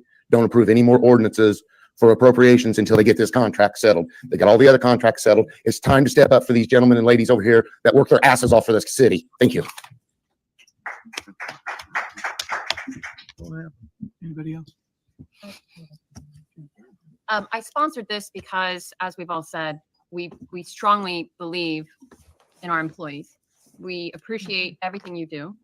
And I personally feel if you're going to sing the accolades of someone's work, you should compensate them appropriately. She's talking You do about not give the right speeches, mayor. talking about all of your accomplishments, and not give the people doing that work what they've earned. And so, unfortunately, Mr. Barber, this is about as strong as we can go. There are no ordinances. We cannot force the administration to negotiate. No, wait a minute. I agree. She's right. They cannot force them to negotiate. But Audie is correct. The council does not have to approve any ordinances that the administration puts before them. They do not have to appropriate any of their funds for anything. The fire department just asked for this funding. The council needs to say, we will do that as soon as everyone is getting the proper funding they should be getting and everyone is being handled. If the fire department wants something, they need to go to the administration and tell them to start negotiating with the other employees of the city. Because just as the firemen need to be taken care of, so do the police officers, and so do AFSCME. The firemen and the police officers are taken care of. It's time for them to stand up for AFSCME. 100%. Period. And so when they're saying, don't they have a contract they need to be renegotiated this year? Yes. We're gonna hear about that here in a minute. Okay. Yeah. Yep. It's here. So we're gonna see how they're gonna deal with that too. It is the council's job to keep the mayor in check. It's checks and balances. So I don't like when they're like, well, unfortunately, sitting up here and making little speeches is the best we can do. No, that's not exactly correct. Audie is right. They can stop the bullshit funding. They can make it hard on the city. They can make the city push them into a corner. That's what they're there for.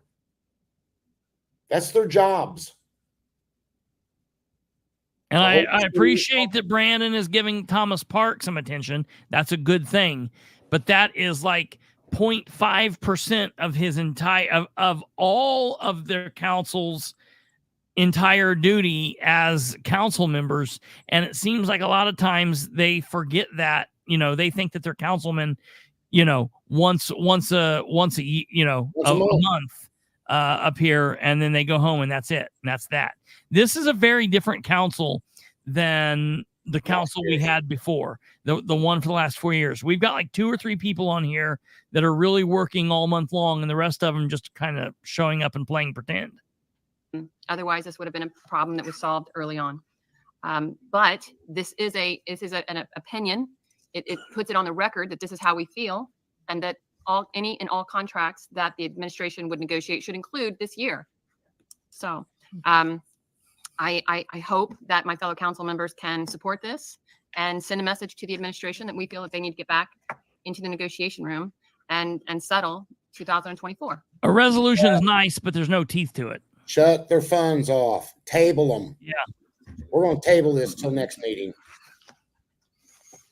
Anyone else? Anyone else from there? Chris, like tonight, they pulled a ordinance off the table because they had to table it last month because the person didn't show up. Yeah. Administration didn't show up. Right. Yeah, right. Or didn't show up. We don't know what's going on. Table Say aye. Aye. Is this a vote? Yeah. Okay, roll call. Yes, he Yeah. has made the motion to adopt. Yeah. It's a resolution. Okay, roll call. Yes. Yes. Yes. Yes. That's at 9-all. Yes. Yes. Yes. Yes. Yes, and I wish all the council members could have been a sign on that one. They could do that. They could amend it. Anyway, we're going to table. Do we have anything coming off the table tonight? Okay, we're gonna skip through this. Move on to other business. Go through and watch this if you're interested in watching this. I wanna play this. This is important. Troy Waters, Superintendent of Beech Grove Cemetery. I just want to touch base on wanting us all to have the budgets in early. I don't know if you took in consideration that some departments like mine, Beech Grove, we have a board that goes over our budget with us, and it was just really short notice. I've got my part done, ready to. Yeah, Nora, I guarantee you, knows that. She took that into consideration. Nora's not putting her foot on these people's necks. She's telling the mayor, we need this. The mayor needs to be conveying this to these boards that he appoints, that we need a budget. We need this stuff set in as early as possible. Don't wait until the end. He's getting ready to say, in the past, they didn't do this till September. No, just in the last 4 years. Prior to that, it had always been done in July and August. To send a proposal with the board, and our board meeting is actually not till the 13th, which is next Tuesday. But we've got together and got president, vice president, and treasurer is going to meet tomorrow night to get it ready. But I just want to ask take that in consideration for the departments that does have a board.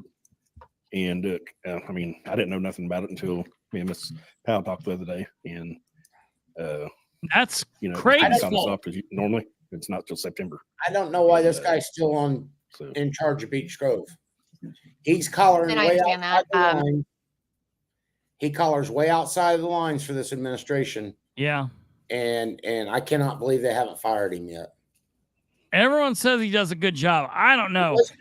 I don't pay much attention to Beech Grove shit. I don't know. I don't, maybe he does, maybe he doesn't. This is something I don't know anything about. I don't care anything about. I don't really appreciate his remarks here. He's got a right to feel the way he feels. I think that this is, to me, he was out of line saying this. He needed to convey that to Craig and have Craig do it. I think he's taking on the heat for the administration here, and that's not his place. Right. This the budget obviously won't be ready for council review until it's ready. But this, while you weren't provided that information, I've been requesting this from Mr. Wright since early spring, that we have the budget done early. We have 40 members. And I don't want to get into that part of it. We don't have Well, of course he doesn't want to get into that. Listen, it's not, he don't have to. Sit down. Yeah, you said your piece. Now she's speaking. You know, I hate that these people keep making me defend Nora. It makes me dislike them so much more. But I'm just saying, something like this, I'm just asking, keep in mind that I've got a board that I report to. Okay. I mean, I guarantee you that Nora knows that. I guarantee you Nora knows that. That's nuts. The city ordinance. So we get comments about everything else. I want to go through this real quick. This is Audie's last big performance. We got 2 more Just people. want to let you know, I got it. I've been dealing with it for 15 years right next door to me. So I want you guys to listen to this. Audie Barber.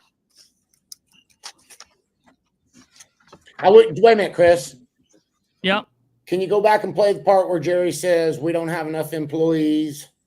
Oh, yeah. Yeah. Play that part. That's a very important part. Several different trees, probably about 5 trees that are growing up at the alley. You know, they're going to, one of these days, those we have a citizen that can't, what? Here, there's. She goes over to the side. A lot of things that are going on. Yeah, we Down in have a Muncie, I citizen that didn't gets up realize that. here and It's great. complains about Owner allows tenants to keep at the and alley. her neighbors You know, they're aren't gonna- one living of up these to days, what those they, trees are gonna grow her tall, neighbors aren't and they're living gonna up be to a- what they they're need gonna be to a be danger doing. or ha- And so she's complaining. Grown. And To while other- she's complaining, Counselor Dishman, for whatever reason, also decides to make excuses for the administration. The next section, and it'll get overgrown, and it just never. And a gal took pictures of this for me, and she presented it to the landlord, and she said, "Hey, I have a friend that she's been trying to get this," and his response was, "It's not my problem." So he was referring to his tenants, that it was a tenant's problem, but it's not. No, it's not how the code goes. I appreciate that. No, Thank you're you. welcome. Ma'am. Oh, No, come to me. oh, I've got this. Come to me, please. I cover the whole city, so we'll get it together. Okay. Does anybody want to look at the pictures? No. I would, if you could, you can email it to me. I'm gonna drive by as soon as we get out of here. Yeah. Yep. I wasn't trying to step on his toes. Yeah. I'll give you my card and phone number when we're done here. Yep. No problem. Okay. Ma'am, I think the code enforcers are short on staff for mowing and stuff like, because Listen to I've this. had them in my district out there mowing weeds up to my waist out in my district. And they tried to hire some people. Half of them didn't pass the drug test, so we can't have that. But I mean, they're working on it, but they got to hire outside contractors to come in and mow. And I told Steve that the council will try to get him more help in his weed control problem. And You can't it's all smoke over, it's not weed just to in your cut neighborhood, weeds. ma'am. It's the whole city. And I wish they would. Yeah. If they drag these landlords in there and the judge finds them heavy, they would keep them up, but they just slap them on the wrist and it rolls over. Doesn't Passing think the buck. Where's the city doing what the city needs to be doing?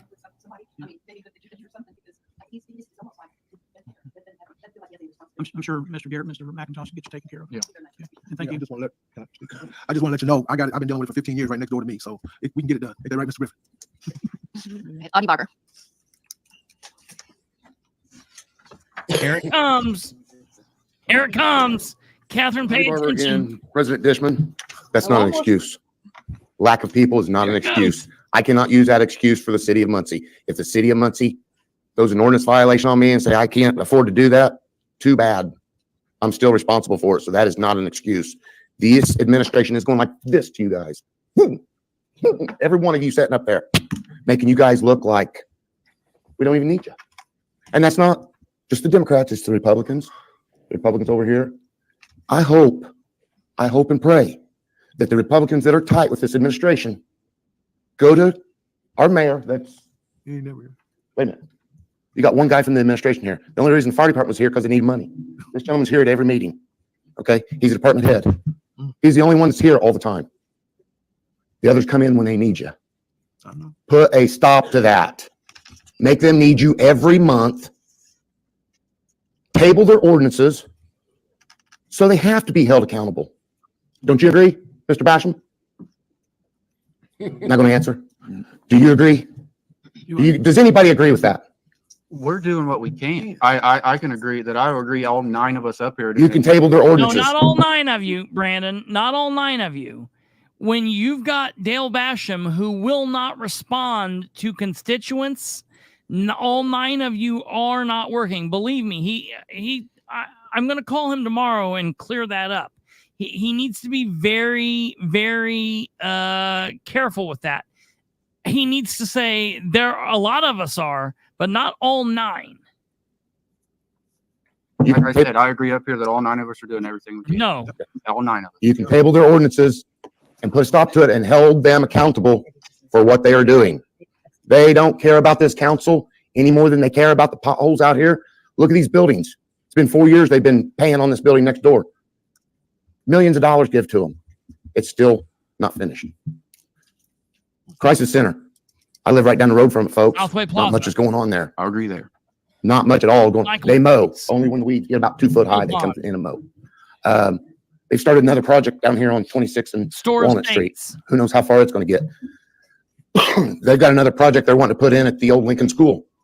They want to put apartments in there and don't have enough parking for the amount of apartments that they're going to put in. So you guys might keep an eye on that when that comes up for a ordinance and variance and stuff like that, because they don't have enough room for parking for as much housing as they're wanting to put in there. We've still got a bunch of houses that have been built that are still sitting empty. So I'm begging the council, you've got to do something to this administration. That's what they're doing to you guys. Every one of you. Every one of you. And they don't care. We don't have public comment. Not even on the council meetings. That's not right. These people can't get out of their houses to voice their opinion. They can't make it to the council meetings, so they do it on Facebook. And because somebody gets their panties in a wad or their underwear's in a bunch, they just decide, oh, we're not going to allow public comment because it looks bad on the administration that's in office now. So please, please, please get with your attorney. See what you guys can do to hold this guy accountable for all of his ordinance violations that he's doing. It's time to do it. Has he gave up? Is he still our mayor even? Is he still even around? Half you people on council say that he will not respond to you. Is he still even in office? Maybe that's what we need to look into. Make sure that he is still in office. Thank you. Very good, Audie. Very, very good. Chris, there's Yeah. one part that you skipped. Yeah. Have you ever? Back during the fire department, back during chief was up there. Yeah. And said, he was asked, how long has this been going on? Well, this has been going on for a year and a half, 2 years. Yeah. Somebody asked him if they could use some money for new computer system. New or computers, whatever. yeah. So you need to make people clear that the chief said that it's been going on and it hadn't been brought to nobody's attention until tonight. Yeah, right. What he, yeah. Is it this administration? Is it this administration? Did it happen the previous administration? Or is it just the controller does not know how to use the fucking computer system? Right. Maybe Right. it's time he resigns. Right. And I'm telling you, that's coming. And I'm telling, yeah. Oh, yeah. I'm telling you, that's coming. That's the reason he had Wiggles up there.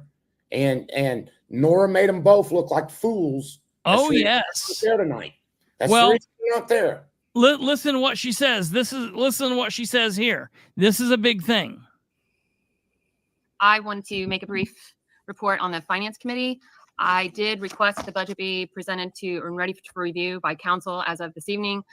Received an email back from the controller, Craig Wright, saying it would be ready mid-month, and then an email saying it would be ready in time to be filed for the next council meeting. So she asked for it to be given to them on or before 2 weeks ago. She asked the controller for the budget for 2025, the working budget because the council has to work the budget. She asked for it to be given to them on or before Monday, August 5th, 2024. She gets an email back that says you will have it by mid-month August. Then she gets a follow-up email that says you will have it by September. That is not okay. All right. Listen to what she goes on to say. Which will be in September. So unfortunately, we don't have concrete numbers to really even begin that process. I have requested those numbers. There was a DLGF meeting on July the 18th, which, thank you, President Dishman, had asked the administration if I could sit in. I was told no. So DLGF meeting with the administration on July 18th. That's when the DLGF gives the mayor, the city of Muncie, the numbers that the city can work for the 2025 budget. In administrations past, at that point, the numbers were given to the council. When Nora was on the council before, at that point, she would be given those numbers. She and the other president of the council at that time were permitted to sit in that DLGF meeting. But now that we have Ridenauer in charge, the man that ran on communication, transparency, and accountability, working with all of the officials better and doing better and putting better people in charge, he says, no, you can't be there for that. What reason would he have to deny Nora from being in that meeting? She's the finance committee. There's no reason on earth he should do that. Okay? So she's told no about that. Listen to the next thing she says. So we weren't able to get any information through that meeting on miscellaneous revenue. And I was denied access for read-only rights for Gateway. After that DLGF meeting, the DLGF puts those numbers in Gateway so that a budget can be created. Nora asked for read-only access to that part of Gateway. She needs a password to go in to get in there, and that way she can see the numbers. She was denied access to even that. They don't even want her to see the numbers. Why? What's the reasoning here? It's all hush hush, private, none of your damn business. They don't want her to do any homework. That's exactly right. It's like this. Yep. Yep. It's the same thing they do in Madison County. Absolutely. The only difference is they make a budget that they like. They put that in DLGF. Yeah. They don't care that that's not what we agreed on. Yeah, right. They just do what they want. Yeah. Right. They don't care what the budget says, what the council says. Nora runs them meetings. We Yeah. all know that. Nora's running the meeting. Nora runs the council. It's just fact of life. And as long as she's doing it properly, I don't have a problem with it. I don't have a problem with that. I'm down there. And Chris told you people several times, at one time we may be enemies, but when you need him, you may be his friend. Yeah. Yeah. It changes dramatically over time, folks. Yeah. Yeah. And I'm not saying Chris and Nora are best friends. Well, yeah. I'm Yeah. not saying that. But if Chris needs information from her and she needs information from him, they're going to use each other like that. Nora's gave yeah. Nora gives you more information than anybody on that council. Than any other council member, save for maybe Roe. Roe and Nora have been neck and neck with emailing, but yeah. Now, Nora normally provides more information, but yeah. But you ask the questions and they answer. Yeah, right, We're right. not just coming out giving you the information. Right. Ask the questions and then answer. Yeah. Absolutely. And that's what they're supposed to do. Yeah. She goes on to say this. Process until they file the budget. And then at that time, Finance Committee, which is comprised of all 9 members, will begin meeting and going over the budget with the department heads. Those meetings will be published, hopefully, on the city Facebook page. They will be advertised appropriately. They will, I'm sure, be shared on social media pages. So if you're interested in that, we have talked to our media team about live streaming those. And so that will be available as well. But when we know something, you will know something. Thank you. Thank you, Mr. President. That was nice. Moving on to ordinances previously introduced. Yes. Now listen here. Yes. Yes. Is there anyone wishing to speak on that? Program. Here's where they process. Yes. Second that. When's the first time you got up, Audie? Right there. When Green was just talking about it. I know that. I know, but I want to. When did Sarah bring up the? It was before I got up and talked. Someone doesn't make it through the probationary year. We save that 12%, that 12%. On back. So bring those up. Let's bring that up. On back. Anybody else from the audience? That's when you was texting me. For when? My question has been answered. I can tell you about what time it was. Yeah, tell me what time. Anybody from the audience? You texted me at, let me close this down here. Anybody from the audience want to tell me it? Good evening, Council Jason Chapin, President of 1348. And Chief Burford. 8:05.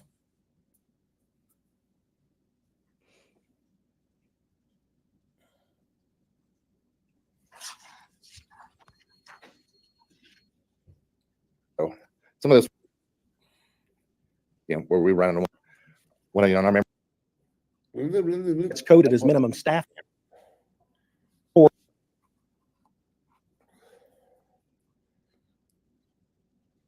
I think it was after.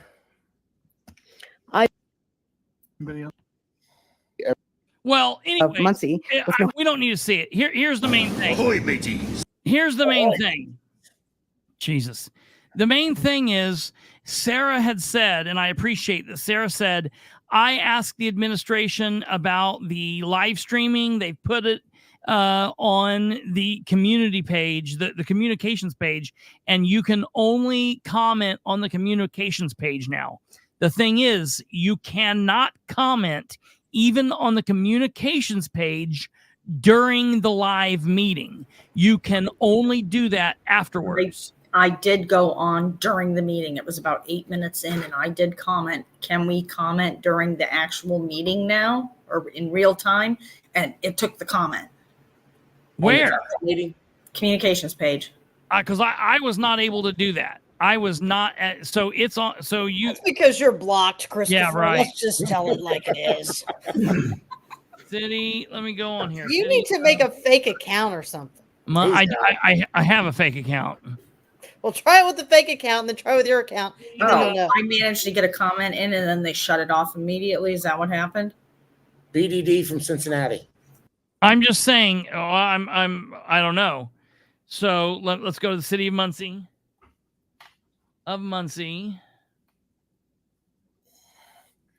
Folks, all I can say is some of these council members are sitting up there getting a paycheck. Yeah. Please remember, if I run again, I will be the same on that council as what I am right here. I will not change. I will hold these people accountable. I will make the motion every time. Let's suspend this until we get a contract. That's all they have to do. They can do that. Well, the administration ain't here. We're going to suspend this. Oh, the controller's not here. We're going to suspend this until they show up. That's how you hold people accountable. Shut their fucking money off. Period. Okay. So, yeah, no one, hey, you guys voted for him. Del Basham, he told you up front he would be a yes man for Dan. Whatever Dan told him to do, he would do it. And you guys put him in there. So here we go. So Kate posted at 7:02. Can we actually post comments in real time? To which Troy Tackett says, do you even live in Delaware County? I honestly don't think so.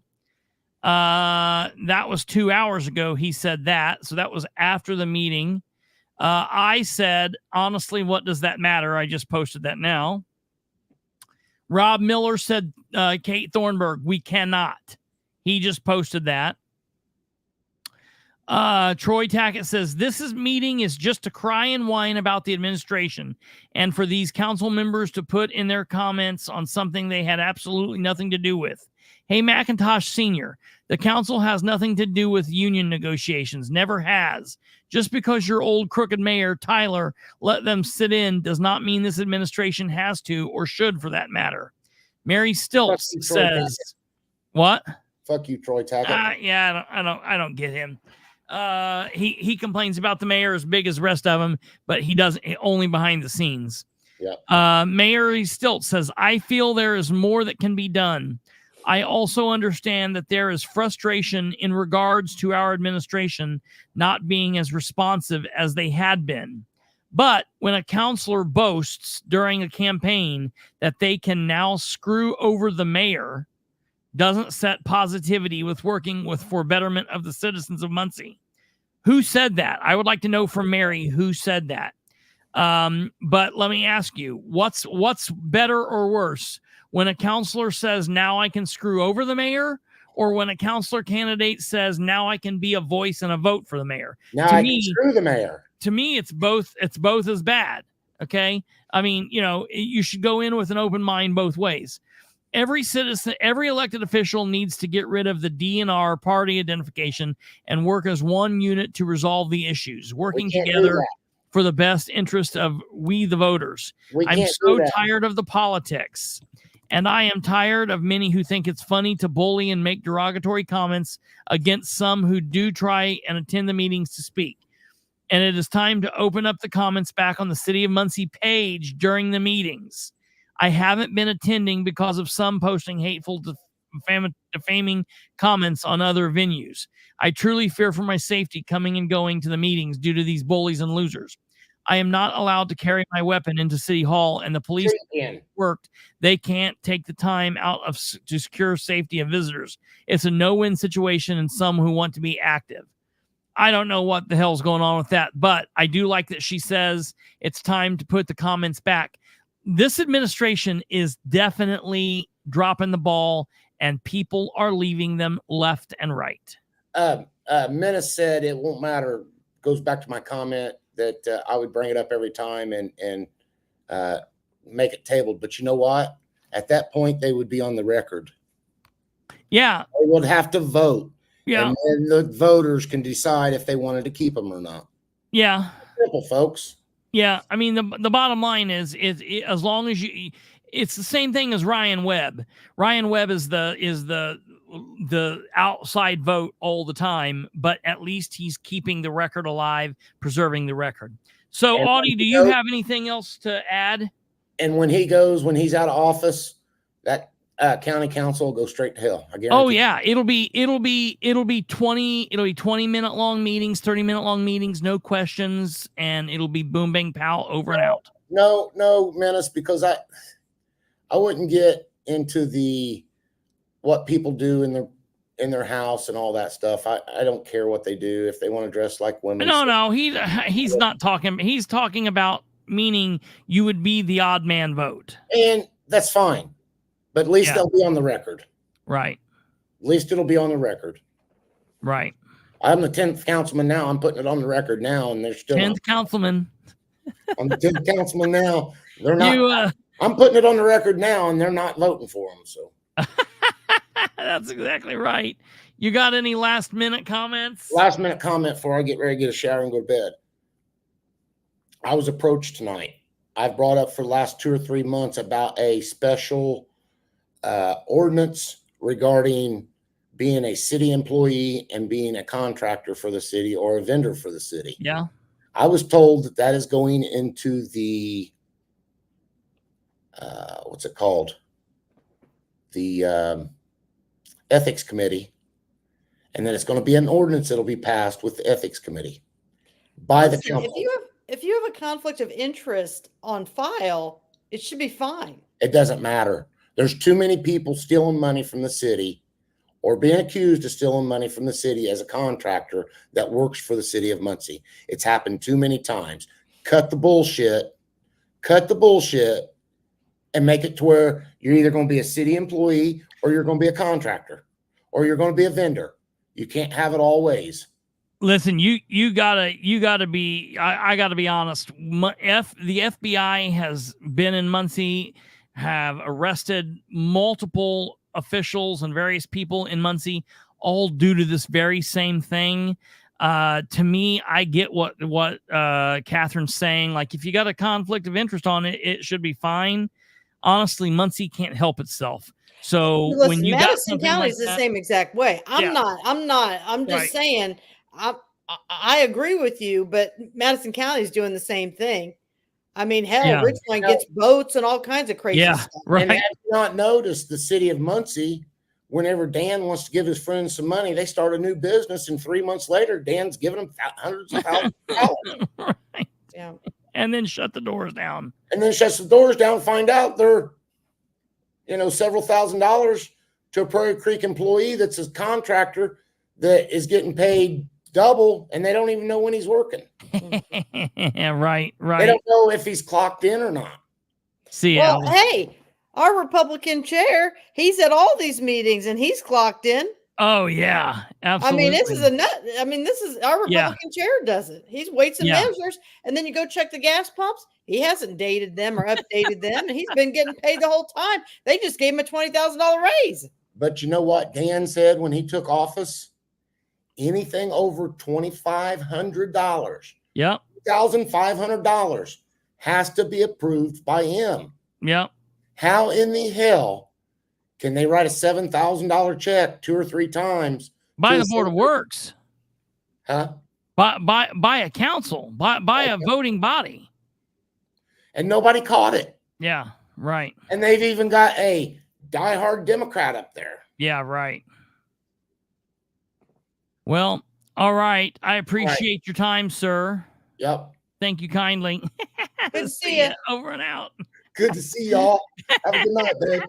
Good night. Have a good night, everybody. Yeah. Thank you, Love Audie. y'all. Bye.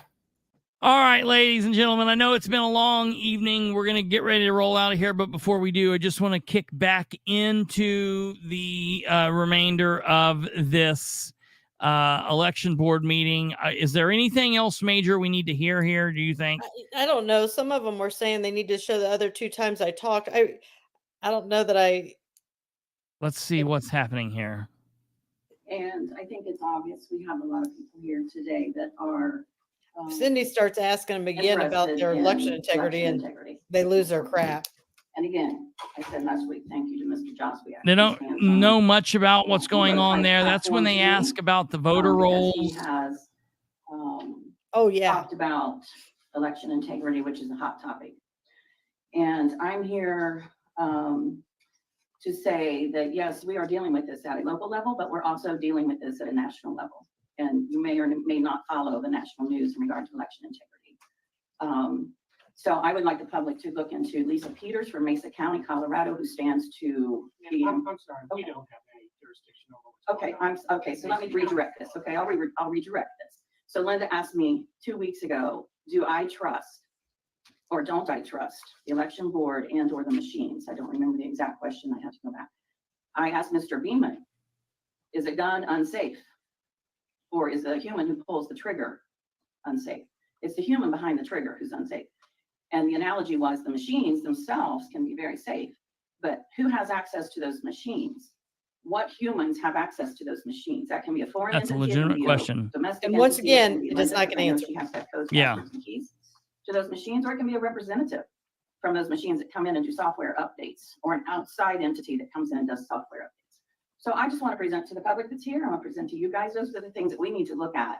All hands aren't on Russ Willis saying he controlled or manipulated the whole, here we are talking about Jozwiak and his internet building. I know that. But I'm bumping it up just a little bit further for public awareness.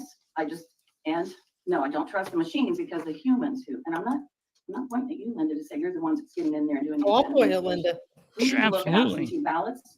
She's And I have clerk. a question. Yep. When was the last time the voter rolls? That's a question I have. When was the last time the voter rolls were cleaned up? Can I answer that? Sure.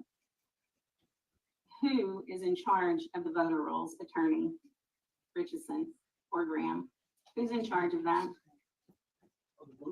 Mhm. That would be the voter registration department. Who's in charge of voter registration? Exactly. That is not my responsibility. Thank you. She's so stupid. Yeah. Voter registration falls under the clerk's office. Mhm. I do not. She doesn't get know her job. No, she doesn't. She does not. I mean, this is how crazy this is. In the primary, a live physical person showed up to vote. They had her marked as dead. Who fixed that? She was at the polls, at those machines. Who fixed that? Did voter registration fix that, or did Linda fix that? Who did the polls call? Did they call Linda or did they call voter registration? Linda has no idea what her job entails. Yeah. Yeah, I agree. She is She is clueless in Indiana. she's a mess. She's in over her head. Yeah. And she should save some integrity and just step down. Step down. No, that's why I'm here, and that's why the public's here. We're trying to find answers. It's your two county chairmen. And who is that, please? The two county chairmen, that would be Terry Austin for the Democrat Party and Russ Willis for the Republican Party. Russ Willis's daughter is in there. I am not here to point a finger at you, Miss Linda, at all. I'm asking questions that maybe some of the people in the audience aren't brave enough to ask. So, and we need answers to this. I'm on a learning curve too. Been on a learning curve for 4 years. I know there was problems with election integrity in 2020 and 2022 here locally. And again, I point out Devin Norwick and his run and some others, you know, who ran. I would love to go back and check absentee ballots and the voter roll. So I don't know. That's why I was asking you. Thank you for that on the voter roll. Who's responsible? Because I thought the buck stopped with you on that. I know you did. Yeah. Do you have any other comments about what I'm here for today on, which was the I need to look that up on that I'm just voter glad roll. he's here. I But hope you guys do the right thing. All three of you vote the right way. If there's an investigation, I would like The to see voter some. roll, as far as as far as the books, they are right. The parties are in charge of. But as far as who's in charge of the voters registration office, it is the clerk.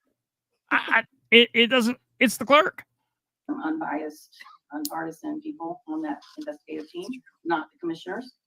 Okay, thank you. All right. now here's an amazing thing. She just said that Terry Austin's in charge and Russ Willis is in charge. Mm-hmm. But Russ Willis, our Republican chair, just appointed Terry Austin to be his proxy. Yeah. So do we have two parties anymore in Madison County? Yeah, Because right. as of today, Yeah. I think we only have one. I sent Terry a question and asked what she thought about being appointed by Russ, and she's not responded yet. If she does respond, I will let everybody know. Now here's Mr. Jozwiak. This is the man of the hour. Rob Jozwiak, Rob. Anyways, I just want to thank the public for coming out today. I mean, I appreciate everybody speaking. Catherine shows, the people there. There's a good number of people there. It wasn't standing room only, but it's good. And I think we're going backwards. So I think that's what everybody's concerned about. I just want to say, Russ Willis said he is not in violation of any IC code, and he clearly is. I mean, he denied me access to view the tabulation. I know there's been some issues raised with me and bringing my son that evening. He wanted to see what was going on too, but Russ never said anything about my son. I just want that to be on the record. He never said anything about my son. And, my wife was out in the car. If it would have been an issue, my office is a block and a half down the street. There was no issues. I was denied access. And where in the IC code, we've talked about, I know it's brought up, but there's nothing that restricts time, number of people, age. There's nothing in the IC code. And that's what we're really voting on. Russ was even in violation of the policy that's being followed because the policy allows me to come in, and I was denied access. So that's really all I have to say. I appreciate everybody's professionalism today. I think everybody has been really civil, and I trust in the board's decision today. I can't stand Tim Linnane. I'll just be honest with you. I really don't. Honestly, I don't have much use for anybody up there. Thank you very much. Well, what I've gathered from watching all of this over the course of the years, Ben Gale, Rich Wine, Linda Smith, we're going to punish the public. Yep. You people vote us into office. Yep. Then if you disagree with us, we're just going to punish you. Yep. And then you people vote these people back in? Yep. I don't know. That Mr. Jozwiak actually submitted some suggestions. So basically they get to the end of this and they speak over a couple things like, what are we going to do? They say we can request that the attorney general looks at this. We can request that the prosecutor looks at this. We can stick our thumbs up our ass. We can do lots of different things. We can make a new filing. We can turn in our own, Tim's filing. And at the end of the day, what they end up doing is turning in Tim's filing to the prosecutor's office, They didn't vote. They don't vote. That's right there. They didn't vote. I don't understand. I'll show that real quick here. I asked them. We're confused, and then Tim's upset that I'm asking them to clarify. Yeah, they didn't want you to get up and ask. Here they are just having the conversation. They continue to have the conversation back and forth. Properly motion made and seconded. All those in favor of the motion signify by the voting sign of aye. There they do a vote. All right, these findings as modified have been adopted by. But what was the vote? But yeah. What was it on? Yeah. They don't really say. Any other business on the agenda to come before the? The vote from what I could gather is, yes, we're voting that we're going to submit this piece of paper, but I don't think they voted on whether or not Russ violated something. Yeah, they never made a ruling, which I think that was their careful way. They didn't want to say if we think that Russ violated the ruling at all. Because if they did, then the prosecutor would have a slam dunk case. Yeah. And this is they don't want to do that. show Good night, that Linda Gina allowed. Williams. Yeah. They did not want to do that. Absolutely. So we'll just show here real quick where the doctor gets up here. Where we can make some improvements. We've already identified them. I'm sorry, we've closed the public comment. I'm sorry, we've closed the public comment. We don't want anybody to help straight what's happening in here. Listen to what Catherine said. Catherine's a boss. She doesn't sit down. She says, I don't care. I'm going to stand up here and talk anyway. They just want to know, did you vote if you did or not? They don't understand that's what they don't understand. That's all I'm asking. They want to clear, did you guys vote or did you not vote? That's what they're asking. Did we vote on the motion? That's what they don't understand. Did a vote take place? That's all I'm asking. So where's it go? Let's go from there. Well, this is the action of the election board. This is what we've done today. This is our official action. I've indicated I will make sure a copy of our findings is delivered to the prosecutor's office. Okay. So the answer is no, we didn't vote. Yeah, right. I mean, yeah, they voted. They took that vote, but they didn't make an actual finding. I think is what it is. Right. They didn't make a ruling. They did not. They're just making a recommendation. They're making a recommendation, and it will be up. Yeah. This has now shown the people we had a huge problem with election integrity. Well, Rob needs to go fill out a police report. I know it's a pain in the ass. He needs to call them. He needs to go fill that out. He can go to Anderson, go to state police, do whatever he needs to do, but he needs to do it. And he needs to take that report to the prosecutor's office. He needs to ask them to file it along with the prosecutor's office. He needs to get a copy and he needs to take it up there himself. If you have access to Rob, you can tell him to call me. I used to be a police officer. I worked in the prosecutor's office. I'll walk him through it. I'll help him however I can. If you have access to him, tell him to call me, tell him to text me. I'll do whatever I can to help him. Yeah, he was just texting me a few minutes ago. He's still up, but and that's the whole thing. I'll have him call you. Larry Savage filed a police report. I know. And the prosecutor's office refused to take it. Well, I talked to Larry. So Larry didn't actually get the copy of the police report.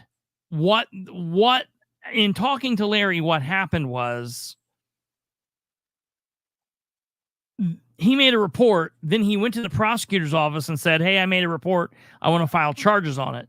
What they need to do is get that report. Because Larry wasn't the victim, they're not going to assign it to investigators. That report's not going to go. In order for anything to happen with Larry's paperwork, he would need to go back to the police department, get a copy of the report, and take it to the prosecutor's office himself. What I would honestly say is he needs to get a copy of it, wait until Rob files, and then take both reports and get a copy of this Tim Linane thing and send it all to the prosecutor's office along with a copy of the videos, along with a copy of his video of getting kicked out and the last two meetings. That all needs to go to the prosecutor's office. It's all evidence. That's what This will be interesting to see what happens. We'll keep following it. Do you got to have any last words? Well, I think we got a big surprise on Wednesday coming. Wednesday? Yeah. So we'll just keep you posted on that one. The 6th or the 7th. Okay. Well, keep me posted. Let me know bright and early whenever you got whatever going on. We are definitely interested and want to be involved with that, whatever you got going on. Larry said, I tried to get a copy. They said they were going to send it. The prosecutor said that it would take a week or so. Okay. Well, it is what it is. We're glad Larry's still up and watching. I love you. Thanks, Larry. Thank you. Hey, everybody, episode 257 tomorrow. It will cover the Rob Kendall JD stuff. JD went on Rob Kendall today. It was a joke. It was a whole lot of nothing. It will be a good show tomorrow. We will go through his plan. We'll go through Braun's plan. We'll go through Rainwater's plan, and we'll break it all down and tell you what we mean. Do you have any last words? You already said your last words? Yeah, you're done? I'm saying stay tuned, Madison County, because we got more to show you. All right. The action they took, would that not refer back to the piece of paper that we saw in the beginning? The action they took that piece of paper that we saw in the beginning, Alva, they're saying they're going to submit that paper that we saw in the beginning. They're going to submit that to the prosecutor's office. I'm saying that Rob Jozwiak needs to have a copy of his report, a copy of Larry Savage's report, a copy of Tim Linane's findings, and a video of him actually getting kicked out on election night, a video of the board meeting from 2 weeks ago, and a video of this board meeting. And he needs to send that all together in an email to the prosecutor's office and say, here you go, do some work, and submit that all. So, all right, it's been a long one. I apologize for how long it's been, but we've had a long day. This day's been going since basically last night at this time, so I am ready to shut her down. Thank you all very much. Thank you to Audie Barber. Thank you to Catherine Callahan. A big thank you goes out to Kate for making sure everything runs smoothly. We appreciate you guys. Thank you, Catherine. I'll be right back with you. Stay there. And we'll follow what's going on Wednesday. Stay right there. You guys take care of yourselves. Hey, I do want to make sure, put a real quick shout out just so you guys know. Today, obviously, was Monday, the 17th. It was a council meeting. We still didn't hear much from Dale Basham, even during the council meeting. Monday the 5th, not the 17th. I always do that. It's Monday the 5th. 217 days without response from Dale Basham. That's disgusting and horrible and terrible. Do all of the Facebook things, YouTube things, all of the likes, all of that stuff. Hey, also, for those of you that do the audio episodes, everything's going good with the audio episodes. The meetings don't go up on the audio, just these nightly episodes. I'm still in the process of uploading last night's, so I will get last night's and tonight's up. We're going good with that, and we're doing really well. So I just want to let you know that it's been a long 24 hours. So that's what's happened. But in the next 12 hours, I'll have both of them up. So be looking out for that. You guys take care of yourselves. Thank you for everything. Share the show, do all of that stuff. And we will see you back here tomorrow, Tuesday, the 6th at 9 p.m. Eastern for episode 257. Good night.